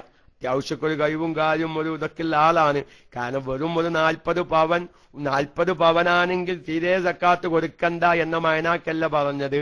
ചോദ്യകർത്താവിന്റെ അവസ്ഥ മനസ്സിലാക്കി പറഞ്ഞതാണ്.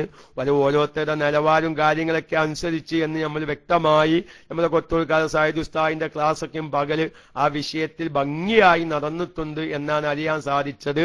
അതൊക്കെ കേട്ടവരുണ്ടാവും, അല്ല കേൾക്കാത്തവരുണ്ടെങ്കിൽ ചോദിച്ചു മനസ്സിലാക്കണമെന്ന് സാന്ദർഭികമായി ഉണർത്തി. ഇൻഷാ അല്ലാഹ് സക്കാത്തല ഹജ്ജ് നിർബന്ധമാവുന്നവർ ആരൊക്കെ, അതൊരു ചർച്ചയാക്കി നമ്മൾ 1-2 ദിവസം ഒരു ക്ലാസ് ആക്കി എടുത്താൽ ഒരുപാട് ആൾക്കാർ ഹജ്ജിന് പോകേണ്ടി വരും. ഒരുപാട് ആൾക്കാർ. നമ്മളെ ഗൾഫുകാരൊക്കെ എത്ര ഗൾഫുകാരാണ് വലിയ വീട്, ആവശ്യമില്ലാതെ വലിയ വീട് കയറ്റിച്ച് ഇങ്ങനെ ഞാൻ നാട്ടിലെ പ്രമാണിയാണെന്ന് അറിയിക്കാൻ വേണ്ടി വലിയ വീട് കയറ്റിയവര്. എന്താ മസല? ആവശ്യത്തിലധികം വലിപ്പമുള്ള വീട് അയാള് ഹജ്ജ് ചെയ്തിട്ടില്ല എങ്കിൽ ആ വീട് വിറ്റ് ആവശ്യത്തിനനുസരിച്ച വീടാക്കി മാറ്റി ഈ വീട് പകരമാക്കിയാൽ ഹജ്ജിന് പോവാനുള്ള കാശ് ഒക്കുമെങ്കിൽ ഹജ്ജ് നിർബന്ധാണ്. നമ്മളൊക്കെ നാട്ടിൽ ഇഷ്ടം പോലെ ഗൾഫുകാരുണ്ട്, വലിയ മാളികകൾ കയറ്റുന്നു, അവരൊന്നും ഹജ്ജ് ചെയ്തിട്ടില്ല. പക്ഷെ അവരൊക്കെ ആ വീട് കയറ്റിന്റെ ആവശ്യമില്ല. കാരണം ആകെ താഴത്ത് 3 റൂം ആവശ്യമില്ല, കുടുംബാണ്. പക്ഷെ അവരുടെ പൊങ്ങച്ചത്തിന് വേണ്ടി, മുതലിന്റെ ഊക്കിന് വേണ്ടി വലിയ വീട് നിർമ്മിച്ച് അവരെ വെച്ചിരിക്കുകയാണ്. അവര് ഹജ്ജ് ചെയ്തിട്ടില്ല. ചിലപ്പോ UAE-യിലുള്ള ഒരുപാട് പ്രവർത്തകർ, ജിദ്ദയിലും സൗദിയിലുള്ളവര് ഒരു എന്തായാലും ചെയ്തിട്ടുണ്ടാവും. എന്റെ അറിവില് പല അങ്ങനത്തെ വലിയ വീട് കാഴ്ചയ പല ചെറുപ്പക്കാരോടും, അല്ല ജു വലിയ വീടൊക്കെയും കാഴ്ച ജു ഉമ്മക്ക് വയ്ക്കണോ UAE? ഉസ്താദ് എന്ത് പറയാൻ കൂടിയിട്ടില്ല. നോക്കി നിങ്ങള്, ഇത്രയും വലിയ വീടൊക്കെയും കയറ്റിച്ച് ഒരു ഉമ്മക്ക് പോകാൻ പോലും സമയം കിട്ടാത്ത എത്രയോ ഗൾഫുകാരായ ചെറുപ്പക്കാര് നമ്മുടെ നാടുകളിലൊക്കെയും ഉണ്ട്. അപ്പൊ അതുകൊണ്ട് പലവരും നമ്മളെ പൊന്മദ് ഉസ്താദ് എപ്പോഴും പറയുന്നൊരു വാക്കാ, പലരും മനസ്സിലാക്കിയിട്ടുള്ളത് എന്താ? വലിയ കോടീശ്വര പ്രഭു അവന്റെ എല്ലാ ആവശ്യങ്ങളും കഴിഞ്ഞ്, പെൺകുട്ടികളെ കെട്ടിക്കലും കഴിഞ്ഞ്, ആൺകുട്ടികൾക്ക് പെരണ്ടാക്കി കൊടുക്കലും കഴിഞ്ഞ്, സ്വന്തമായി യാത്ര ചെയ്യാനുള്ള വാഹനം വാങ്ങലും കഴിഞ്ഞ്, ഒരു ഡിപ്പോസിറ്റ് സംഖ്യ ഒരു 10-25 ലക്ഷം റുപ്യ ബാലൻസ് ഒക്കെ വരുമ്പോഴേ ഹജ്ജ് നിർബന്ധമുള്ളൂ എന്നൊക്കെ മനസ്സിലാക്കിയ നല്ലൊരു വിഭാഗം സാധാരണക്കാരുണ്ട്.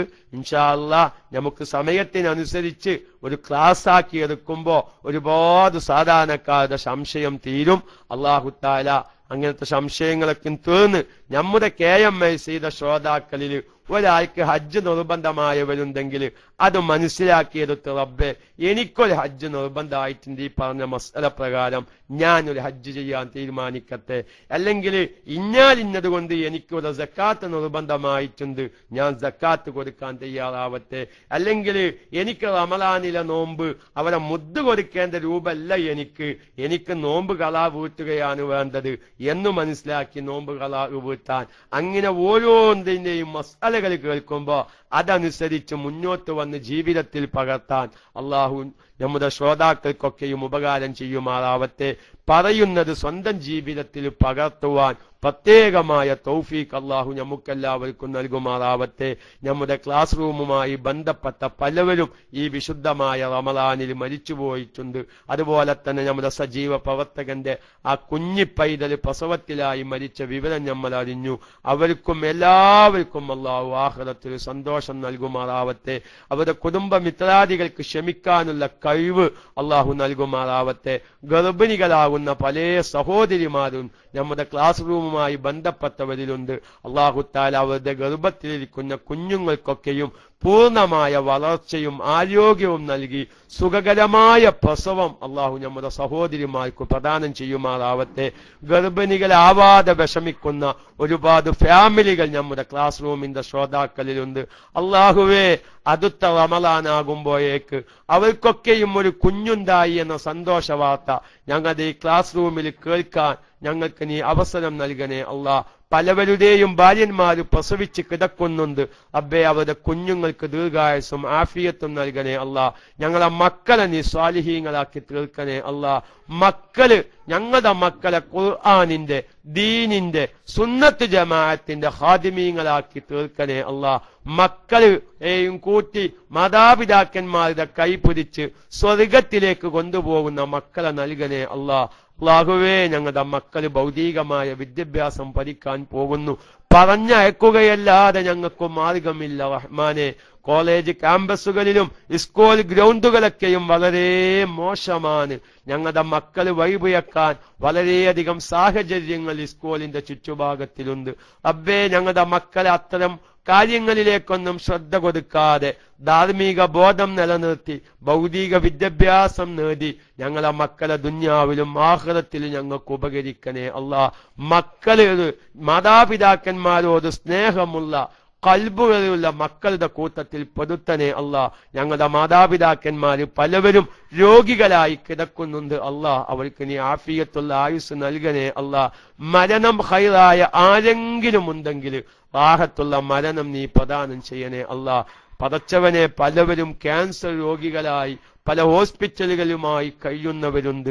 പടച്ചവനെ, ശിഫ നൽകണേ അല്ലാ. ഞങ്ങളുടെ നേതാക്കന്മാർ നൂറുൽ ഉലമ എം.എ. ഉസ്താദ്, പടച്ചവനെ, ഞങ്ങളുടെ പ്രിയപ്പെട്ട സുലൈമ ഉസ്താദ്, ഞങ്ങളുടെ വൈലത്തൂർ ബാബ ഉസ്താദ്, ഞങ്ങളുടെ പ്രിയപ്പെട്ട ബാപ്പു ഉസ്താദ് പോലത്തെ ഒരുപാട് നേതാക്കന്മാര് റബ്ബേ രോഗികളായി പലവരും പല ജാതി വിഷമത്തിലുമുള്ളവരുണ്ട്. അല്ലാഹുവേ, പൂർണ്ണമായും ശിഫ നൽകണേ അല്ലാ.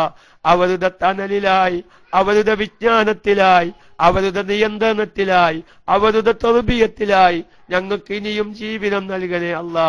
പടച്ചവനെ, ഞങ്ങൾക്കുള്ള അത്താണികളാൽ ഒരു സംശയം വരുമ്പോ മന്ദിച്ചെന്ന് ചോദിക്കാനുള്ളവരാണ് സുലൈമാ ഉസ്താദിനെ പോലോത്തവര്. അല്ലാഹുവേ, ദീർഘായുസ്സും ആഫിയത്തും നൽകണേ അല്ലാ. ഞങ്ങളുടെ പൊന്മല ഉസ്താദ്, പേരോട് ഉസ്താദ് പോലോത്ത ഒരുപാട് നേതാക്കന്മാര് ഫിഖിന്റെ വിഷയത്തിലായാലും അഖീദന്റെ വിഷയത്തിലായാലും ഞങ്ങളുടെ ദീനിയായ ഏത് വിഷയങ്ങളിലും ഞങ്ങളുടെ അത്താനിയാണ് റബ്ബേ. അവരുടെ കാലശേഷം ഞങ്ങൾ ജീവിക്കുമ്പോ ഞങ്ങൾ ആരോട് ചോദിച്ച് ഞങ്ങൾ സാധാരണക്കാർക്ക് മസല പറഞ്ഞു കൊടുക്കാൻ സാധിക്കും. അല്ലാഹുവേ, ഇനിയും സാധാരണക്കാർക്ക് ആവശ്യമായ ഒരുപാട് ഫിഖിയായ മസലയുടെ തഹ്ഖീഖ് ഞങ്ങൾക്ക് കിട്ടാനുണ്ട് റബ്ബേ. ഞങ്ങളുടെ നേതാക്കന്മാർക്ക്, ഞങ്ങളുടെ പണ്ഡിതന്മാർക്ക് ആയുസ് കൊടുത്താലേ അതൊക്കെ ചോദിച്ചു മനസ്സിലാക്കി ഞങ്ങളുടെ സാധാരണക്കാർക്ക് പറഞ്ഞു മനസ്സിലാക്കി കൊടുക്കാൻ പറ്റുകയുള്ളൂ. സാധുക്കളായ ഞങ്ങൾക്ക് കിതാബ് നോക്കാനുള്ള വിവരമില്ല, മുഅ്തമദ് കണ്ടുപിടിക്കാനുള്ള കഴിവില്ല, ഫിഖിന്റെ മസല എവിടെയാണ് പറഞ്ഞു എന്ന് ഞങ്ങൾക്കറിയില്ല. ഞങ്ങളെ ഉസ്താദന്മാര് ഞങ്ങൾക്ക് പറഞ്ഞു മനസ്സിലാക്കി തരുന്നത് സാധാരണക്കാർക്ക് തിരിയുന്ന രൂപത്തില് നാദൻ ശൈലിയിൽ പറയുന്നു എന്നല്ലാതെ കണ്ട് ഞങ്ങൾക്ക് മുഅ്തമദ് ഏത്, ലഈഫ് ഏത്, തൊഹിഫ പറഞ്ഞ മുഅ്തമദ് റബ്ബേ വലിയ ഗഹനമാണ്. തൊഹിഫ എന്ന് പറയുന്ന കിതാബ് റബ്ബേ, പ്രിയപ്പെട്ട സാധാരണക്കാരെ, തൊഹിഫ പല ഭാഗത്തും പല മസ്അലും പറയും. അത് ഒളൂഇന്റെ ബാബിൽ പറഞ്ഞതല്ല, നോമ്പിന്റെ ബാബ് പറയാ. ഒളൂഇന്റെ ബാബിൽ നോമ്പുകാരെന്ന് മിസ്വാക്ക് ചെയ്യൽ കറാഹത്തില്ല എന്ന് പറയുമ്പോ നോമ്പിന്റെ ബാബില് നോമ്പുകാരെന്ന് മിസ്വാക്ക് ചെയ്യൽ കറാഹത്താന്ന് പറയുമ്പോ ഇത് ആദ്യം പറഞ്ഞതാണോ മുഅ്തമദ്, ഇതാണോ മുഅ്തമദ് ഞങ്ങൾക്കറിയില്ല. പക്ഷേ ഉസ്താദന്മാര് പറഞ്ഞത് മാത്രം ഞങ്ങൾ സാധാരണക്കാരോട് പറയുന്നു. മഹാനായ കോട്ടൂർ ഉസ്താദ് വലിയ ഒരു സബുക്ക് തുടങ്ങാൻ തീരുമാനിച്ചിട്ടുണ്ട്. സാധുവായ എന്റെയൊക്കെ മനസ്സിലുള്ളൊരു ആഗ്രഹമായിരുന്നു തുഹിഫ ഒരു കാര്യപ്പെട്ട ഉസ്താദിന്റെ അടുക്കൽ നിന്ന് ഓടിപ്പഠിക്കാൻ വളരെയധികം കാലങ്ങളോളമായി മനസ്സ് ആഗ്രഹം വെച്ചതാണ്. കോളേജിലൊക്കെ പഠിക്കുമ്പോ 1-2 ജുസുവൊക്കെയാണ് ഓതുക. തുഹിഫ 10 ജുസുവാണ്. ആർക്കും ഓടി തീർക്കാൻ സാധ്യമല്ല. തുഹിഫ 10 ജുസുവും കാണാതെ സബുക്ക് നടത്താൻ കഴിവുണ്ടായിരുന്ന പണ്ഡിതനായിരുന്നു ഞങ്ങളുടെ താജുൽ ഉലമ. അബ്ബേ, ഞങ്ങളോട് വിട പറഞ്ഞു. നല്ലവരൊക്കെയും വിട പറഞ്ഞ് ചവറുകൾ ശേഷിക്കുന്ന ഒരു കാലഘട്ടത്തിലാണ് ഖിയാമത്ത് നാളുണ്ടാവുക. അബ്ബേ, ആലിമീങ്ങളുടെ നേതൃത്വമില്ലാത്ത ഒരു കാലത്തിലേക്ക് ഞങ്ങളുടെ ആയുസ് നീ പിന്തിപ്പിക്കരുത് അല്ലാ. ആലിമീങ്ങളുടെ നേതൃത്വമില്ലാത്ത ഒരു ആയുസ്സിലേക്ക് ഞങ്ങളുടെ ആയുസ് നീ പിന്തിപ്പിക്കരുത് അല്ലാ. ആലിമീങ്ങളുടെ നേതൃത്വത്തിലായി ജീവിച്ച് മരിക്കാൻ ഞങ്ങൾക്ക് നീ അവസരം നൽകണേ അല്ലാ. അതുകൊണ്ട് എന്റെ ക്ലാസ് റൂമിലെ മുഴുവൻ ഉസ്താദന്മാരെയും ഞാൻ ആ വിവരം അറിയിക്കുകയാണ്. ഈ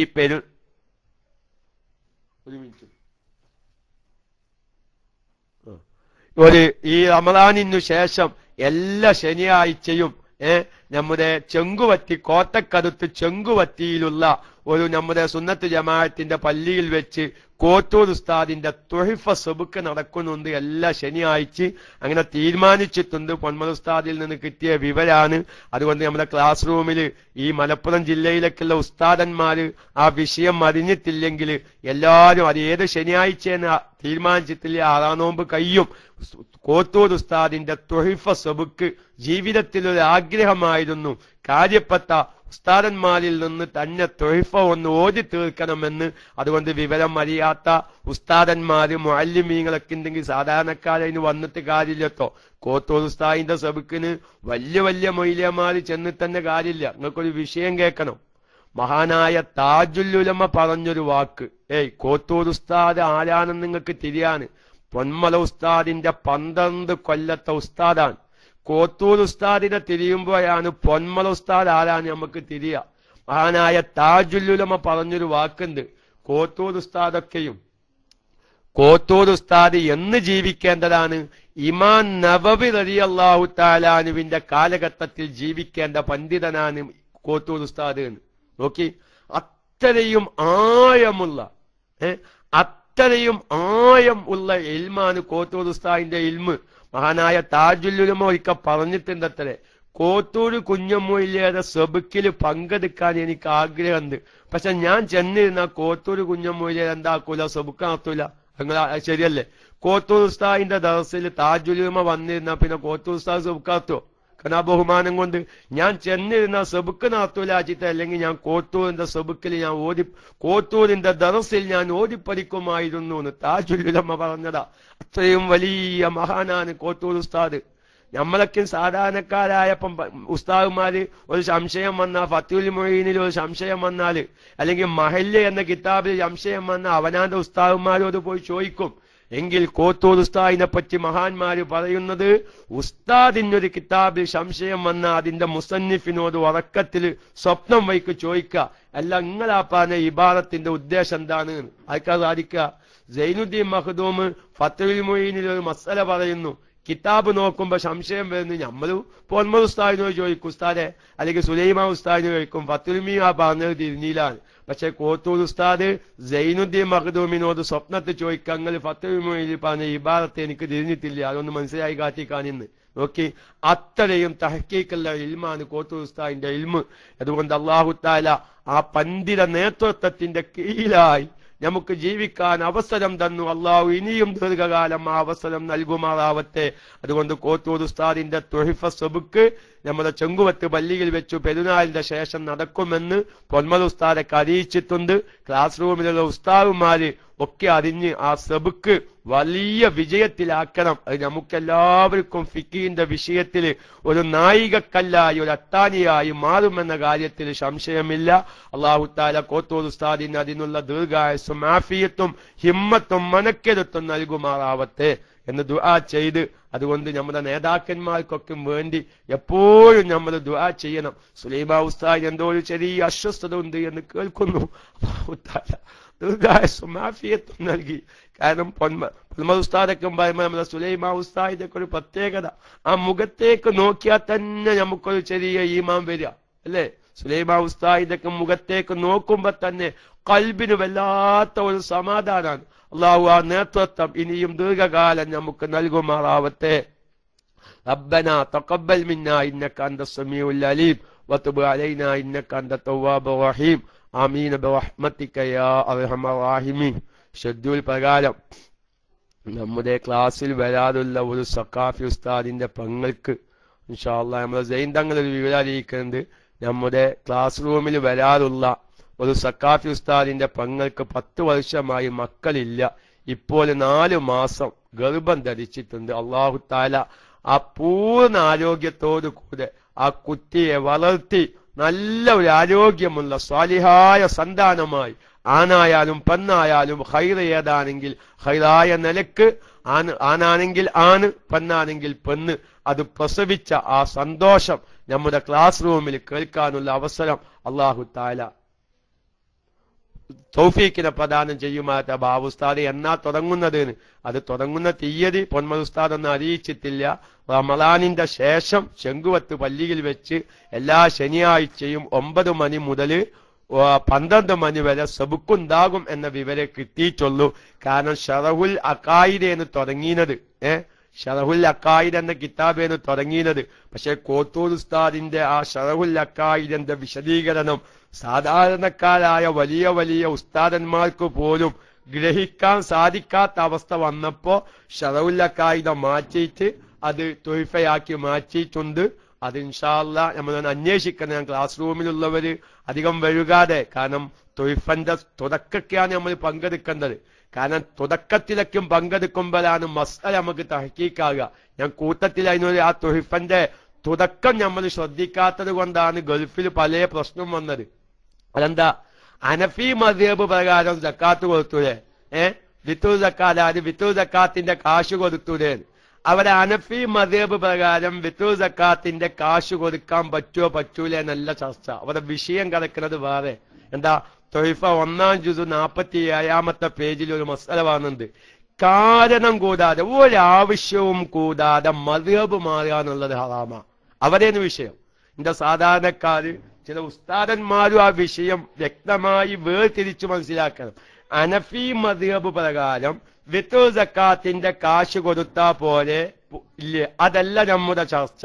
ഒരു ശാഫിഈ മദ്ഹബ് പ്രകാരമായി ജീവിക്കുന്ന ഒരു വ്യക്തി ഒരു വിഷമവും കൂടാതെ, ഒരു കാരണവും കൂടാതെ എളുപ്പമാർഗം നോക്കി മദ്ഹബ് മാറുക എന്നുള്ളത് പ്രബലമായ അഭിപ്രായ പ്രകാരം ഹറാമാണ്.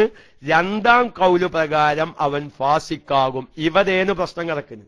അപ്പൊ ഇവൻ മദ്ഹബ് മാറുമ്പോ ഒന്നിരിക്കൽ ഇവൻ ചെയ്തത് ഹറാമാണ്, അതല്ലെങ്കിൽ ഇവൻ ഫാസിക്കായി തീരാണ്. അപ്പൊ ഒരു ശാഫിഈ മദ്ഹബുകാരൻ അരി കൊടുക്കേണ്ടേടത്ത് ഒരു കാരണവും കൂടാതെ അരി കിട്ടാത്ത പ്രശ്നമില്ല, അരി വാങ്ങാൻ ആളില്ലാത്ത പ്രശ്നമില്ല, ഒരു പ്രയാസത്തിലും ഓൻ്റെ എളുപ്പമാർഗം കീശേരി 15 റിയാൽ ഒതുക്കുക, വന്നോന്റെ കയ്യിൽ കൊടുക്കുക, ഓൻ എന്താച്ചാ കാത്തിക്കോട്ടെ, നിക്കിഞ്ഞിപ്പോ അരി വാങ്ങാനാവൂല, ആളെ കണ്ടുപിടിക്കാനാവൂല, തെരഞ്ഞു നടക്കാനാവൂല. ഈ ഒരു നിലക്ക് ഒരു എളുപ്പമാർഗം നോക്കി ഹനഫി മദ്ഹബ് സ്വീകരിക്കുക.